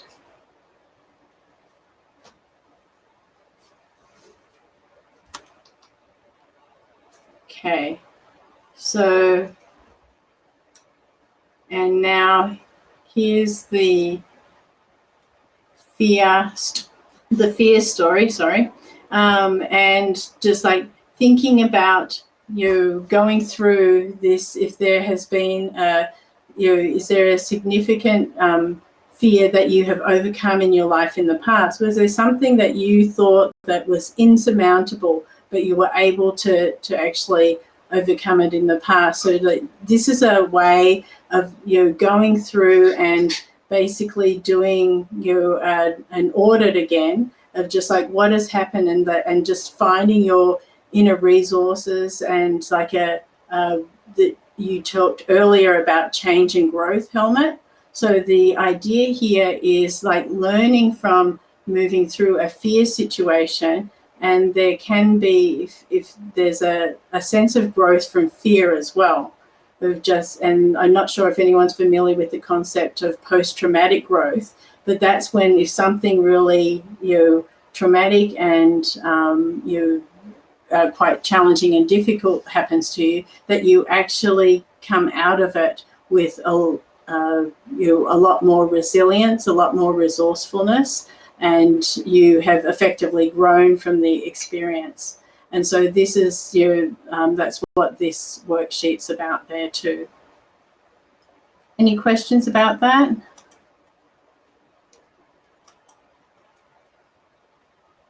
Okay.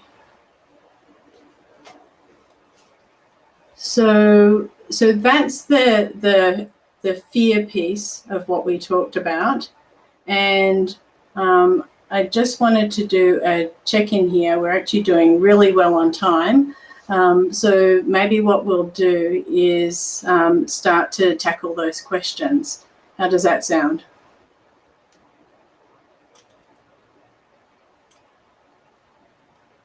Okay, wonderful. Okay, good. So, so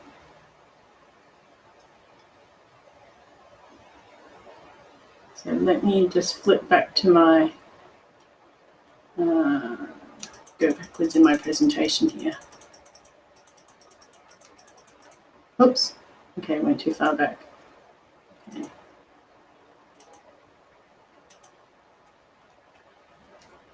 Okay, sorry. Just before before I start doing the questions, I just wanted to do a little summary for you, and just to help you check in with. Earlier, we talked that some of the things that hopefully you can take away from our time together today. And the first is your change and transition story and the idea of that. And you may not have it all fully formed yet, but and this might not be enough room. This might just be a little, placeholder for you, or a heading for you, make a couple of notes, a couple of bullet points here. But just to offer to you, just a reminder, if you were able to think of what your change and transition story was, that that you can make notes for that here, or if you're writing in your journal or another piece of paper, that you can put it on there. And then earlier I'd asked about your positive and challenging aspects of change, and so doing that here as well. You could put that onto this summary document. And then the final was just, if the metaphor idea, I know some of you like the water metaphor, which is absolutely fine, but if there was another metaphor or image or word or phrase for change that came up, that just to jot it down here. And I'd also like to invite you just to take a moment now to write down 2 or 3 takeaways that you have taken and received from our time together today so far, whether it was something from change or fear or a bit of both. And I'll just give you a couple of minutes to be able to do that, and maybe while you're doing that, I will put this image up.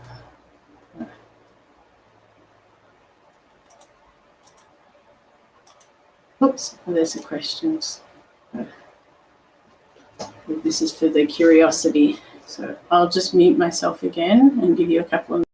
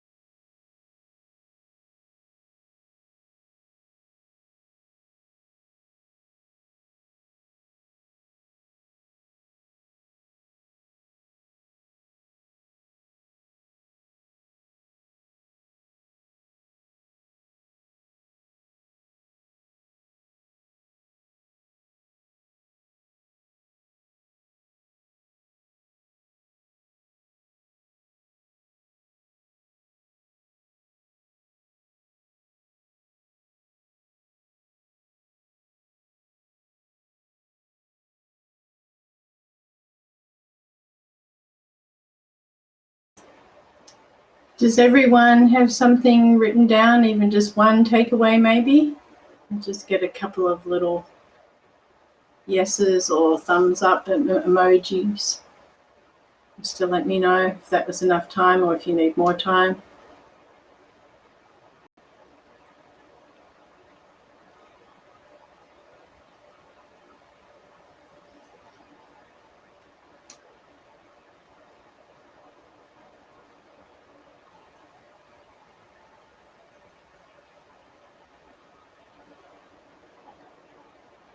I saw one emoji float past before. I'm not sure if that means that other people are still hopefully jotting something down. I'll give you another minute.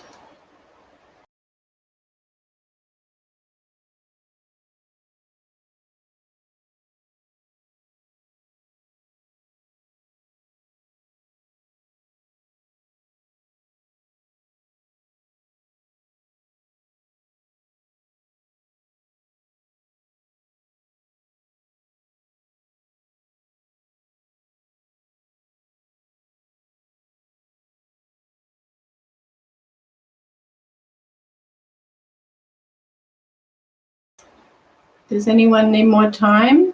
I'll go off if I don't get a response, I'm guessing that you're okay to move forward.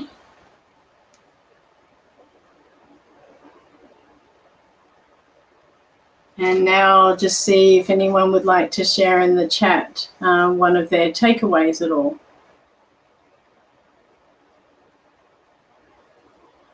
And that's fine if you don't want to either.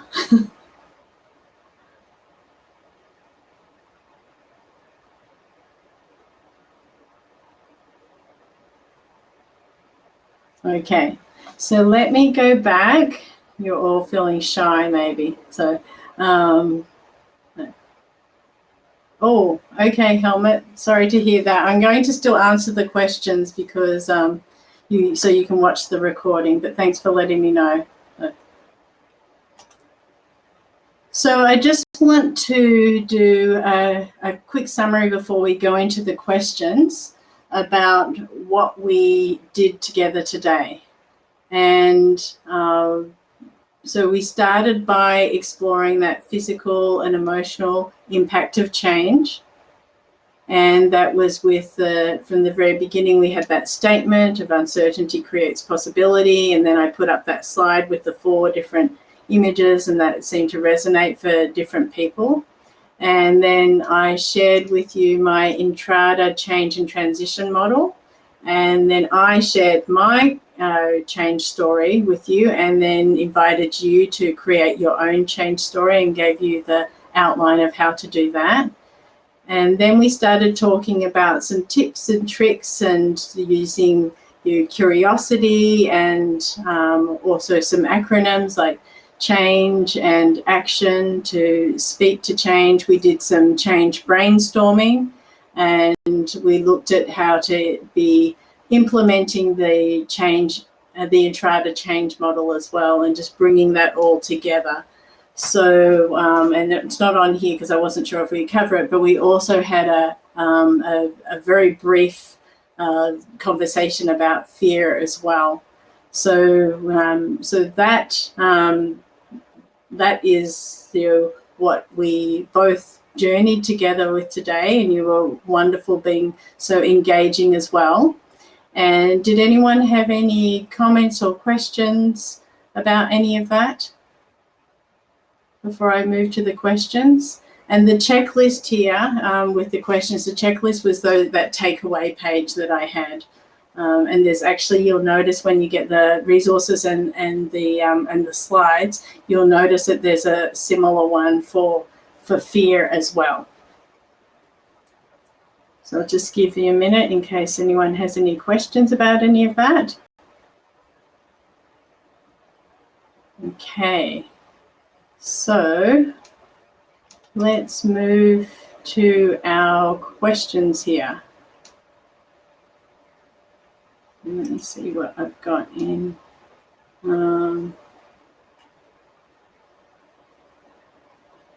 Okay, so one of the questions, and Radeem's not with us. I'm not sure if he had internet problems or he just had something else that he had to do, because I know it's quite a commitment of time.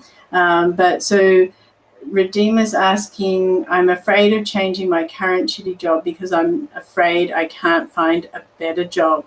So to speak to that, Radeem, in case you're watching the recording, is just that fear that is like keeping ourselves stuck can be, it can be paralyzing. And I'm not sure if any of the exploration of fear that I did might be helpful for you about that. There's also just the sometimes it can be that it is difficult for you to set up a support network that you're wanting, and so either the support network that you need to make that change, or is it really true what you're believing about yourself that you can't find a better job? Is it your self-esteem? Is it beliefs? Are there beliefs that are limiting you or disempowering you? So without knowing your full story, I'm not going to, unfortunately, be able to give you a full answer to that, but there can be a lot of different reasons of why you might be feeling so afraid that it's keeping you stuck. A big one for a lot of people, is exactly what you're saying. You don't feel confident that you can get a better job, so you feel stuck and you stay miserable in the work, kind of the idea of better the devil you know. For some people, it is a sense of confidence and security, financial security as well as emotional security, kind of that you prefer to stay where you are rather than risk going into something. What if you go into something worse and just not having the capacity to feel that you can handle that? So hopefully something there was helpful, again, without knowing and being able to dialogue with you fully. You're definitely not alone in that being a reason for feeling stuck either. So I'm not sure if that's helpful or not to hear that other people are in the same boat. And then I think this was also Redeem's question: how does the OASIS pay the bills? Oh, you're back, Helmut. Okay, that was quick. I'm glad. I just answered Redeem's question about not feeling that he feels confident to change to a different job. So you can get that little snippet on the recording. But he was also finding about he also asked, how does the OASIS pay the bills? And so that question is the way that I'm going to approach that is it really depends on what your OASIS is. So for me, before I did my exploration, I wouldn't have considered that I would be able to do something that I enjoy so much and be able to be compensated for it in a way that I can actually be able to pay my bills. So for some people, it really depends on what your OASIS is. And then for others, there's also the idea sometimes of depending what it is that you're wanting out of what you're calling your OASIS. So first of all, defining what your OASIS is, and perhaps your OASIS might not be your primary income. It might be supplementary income, depending on what your tolerance is for financial safety, as an example. And do you need to do something else different in the meantime? Or there's also the concept of a bridging job. And so what I mean by a bridging job is you're moving towards something that you want to go to, but you're also using the skills and some of the skill set and experience from what you had. So my example of a bridging job was that when I was moving from corporate and the tech industry into health, I didn't have any health in my very vast, eclectic resume. So I went and worked as a doctor's assistant for a specialist at St. Paul's Hospital here in Vancouver. And so that was my bridging job into the health industry. I was helping him with data entry and also helping him assist and do testing, run tests, order tests for very ill patients. And so I was using my empathy skills, and so that was how I was using my old skills and starting to develop my new skills in my bridging job. So that's one approach. Again, Redeem, not knowing the full definition of what your OASIS is, I'm not able to perhaps fully be able to answer that for you completely, but I'm hoping that something there might be able to help you have a different perspective there. So, and then I think, Paul, there was a question. There were some questions that Helmut had put, but that didn't make it into the Q&A.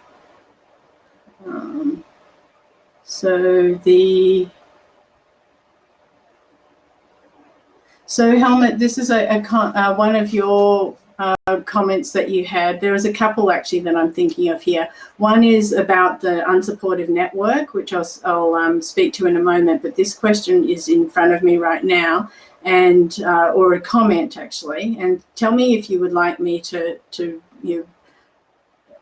put some more. I'm sorry, I'm just having a look at.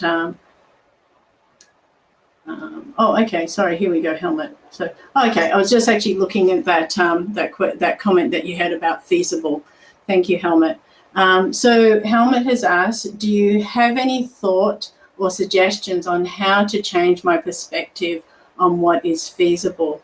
So the first part of that, Helmut, would be to you have a better understanding of what you feel, what your definition of feasible is, because everybody's tolerance for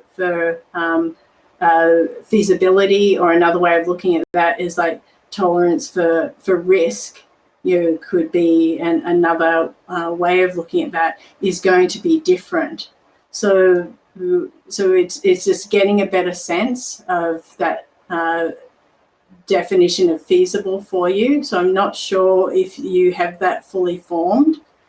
And then in terms of being able to help shift your perspective on it, it's is part of what you're looking at as feasibility, is any of that being polluted, or is there any blocks coming up in terms of any sort of beliefs that you might have?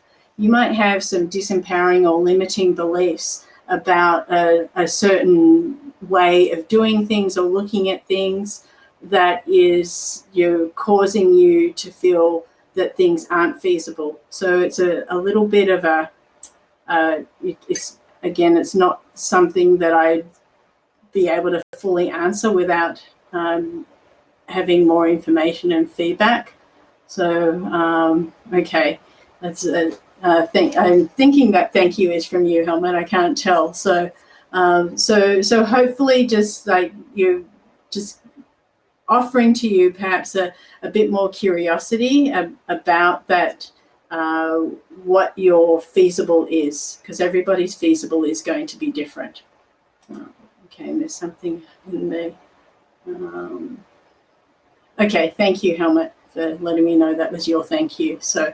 And then the other comment that you had, and I'm just skimming back here and seeing if there's anything. But the other one that you had spoken to earlier, Helmut, was about how your network can be unsupportive. I think I'm paraphrasing a little bit there, but there was something to the effect here. I'm not finding it right now. Let me just see if I can find it. There's another question here from Redeem. I'll just put this in the Q&A, but I just want to get to yours first, Helmut. About I remember it being about unsupportive networks. So maybe I'll just poke around there and you can just pop in the chat if it's resonating what I'm saying, Helmut, or give me a thumbs up.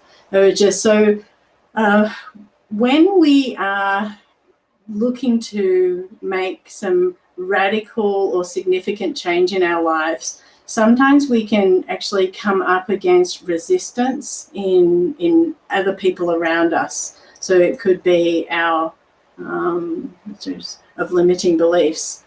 Okay, so I'm not sure if you're, sorry, Helmut, I'm not sure if you're saying about the, did I answer the question about the network being unsupportive, or was it about the feasibility?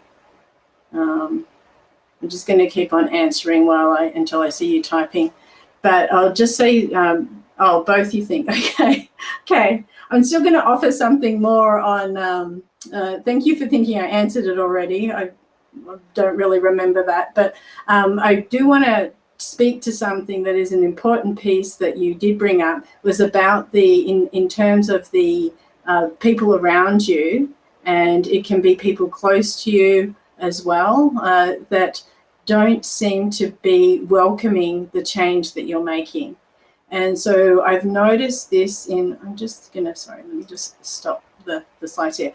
I've noticed this in clients who are starting to become more confident in themselves, or more, they've got a greater sense of self-esteem, and so they've basically got a better sense of themselves and who they are.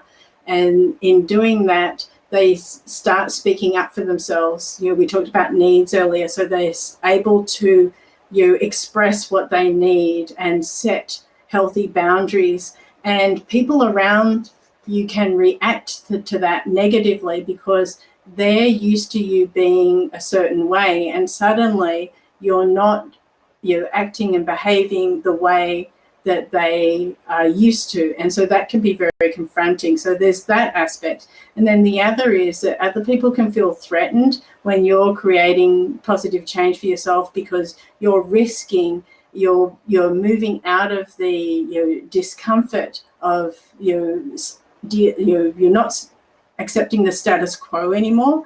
And so you're moving beyond that discomfort and you're actually proactively creating positive change. And people can feel threatened by that because they're not able to do it. And so you're reflecting back to them their own limitations.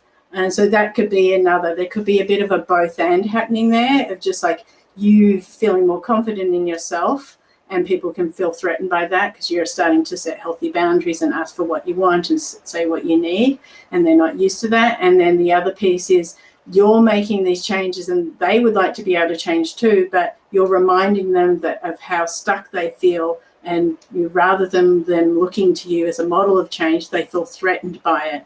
It makes them feel uncomfortable, and so they can respond negatively to you. So I'm not sure if people have experienced that. I mentioned the person that had been that way when I was doing my career pivot.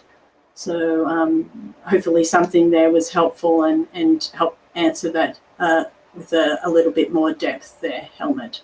So I think, there was just one more question that Redeem had asked earlier, and he asked how long a better job will remain better. So that is a really difficult question to answer, except to say that the more clarity you have about what it is that you're moving to, and like making sure that your needs are aligned and what you're wanting for yourself, and that you are finding yourself in this place where you're not feeling like you've got imposter syndrome, and you're not feeling like you're a square peg in a round hole, or just like feeling that you don't belong, and you're able to be in an environment that is nurturing for you. That is going to help you want to stay in your new career or your better job. Just like if all of those things are aligned, you're going to cultivate and be able to grow in the role. As I said, wasn't sure that I'd last more than 2 or 3 years, because it was my pattern to change jobs all the time. And here I am, as I said, a decade later, still doing this work.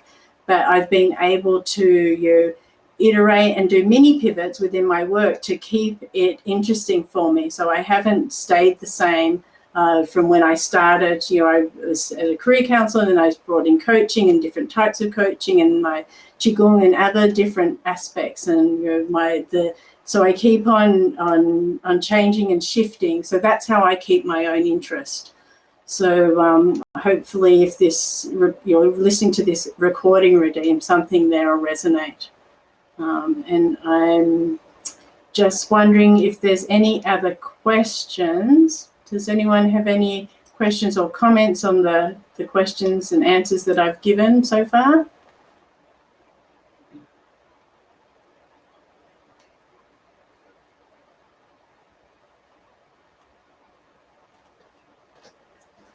And I just wanted to check in.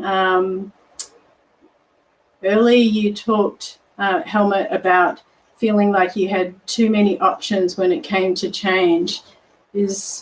I'm calling you out here, but just if anyone else has that experience too, and wants to speak to that, it's just like, is there any sense of that feeling of having too many options and not knowing what direction to go into?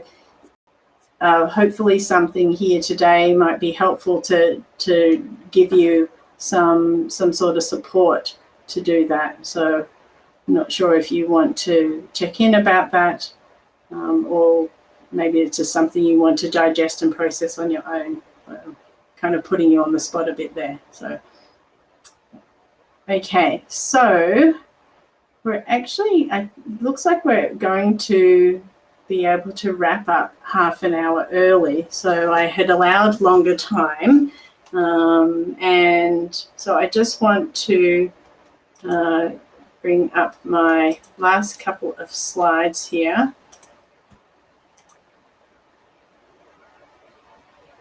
And are people okay if we were to finish half an hour early, or otherwise you could drop in another topic and I could explore that with you? I know 3 hours is a long time. Okay, I've got a thumbs up here. So is anyone not okay, I suppose? Is a good question to ask. So okay, so here we are. We're at the giveaway slide. So I haven't seen anyone say that they're not okay with wrapping up early. And thank you everyone for being so present and staying with me for this time. And so the giveaway, I am actually, I can kind of tell, you've all been wonderfully present and making some wonderful comments here, but Helmut, you're the lucky winner, so I'll get in touch with you after this and we can set that up for 60 minutes, either for you or if you want to gift it to someone. So yay, congratulations, Helmut. So thank you again for being so engaged, and thank you everyone for being so engaged too.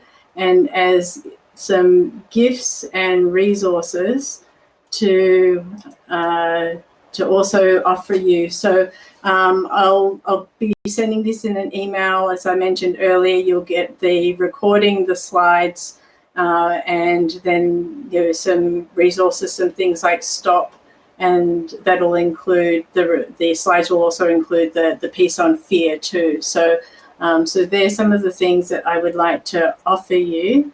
So, and thank you to all of you. Thanks, Matt. It was just like, but thank you to all of you for investing your time, and I hope you found this valuable. And if you, this is like my dog Zuzu saying thank you to you as well. And finally, if you found this valuable, this is a taste of some of the work that I do with my clients, and then also if there is I'm doing my Entrada Career Connection program, and that is being offered as a group option from July 8th. So if anybody is interested in that, the link is here in the slides, or when this is on YouTube or Vimeo, it's like click below. And that's some information about that here. It's also on my website.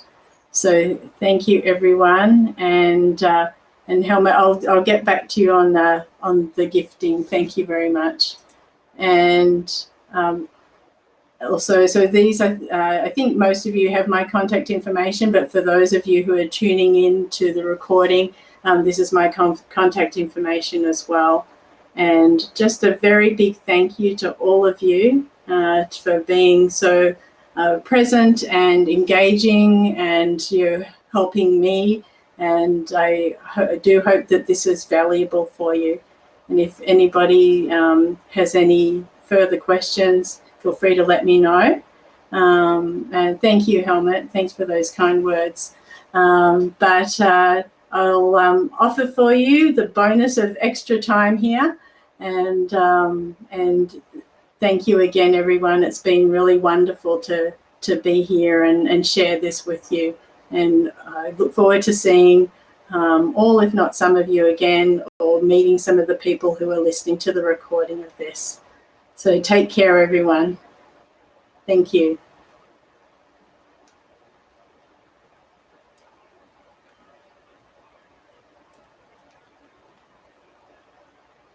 Thanks, Aveen, for your comments too.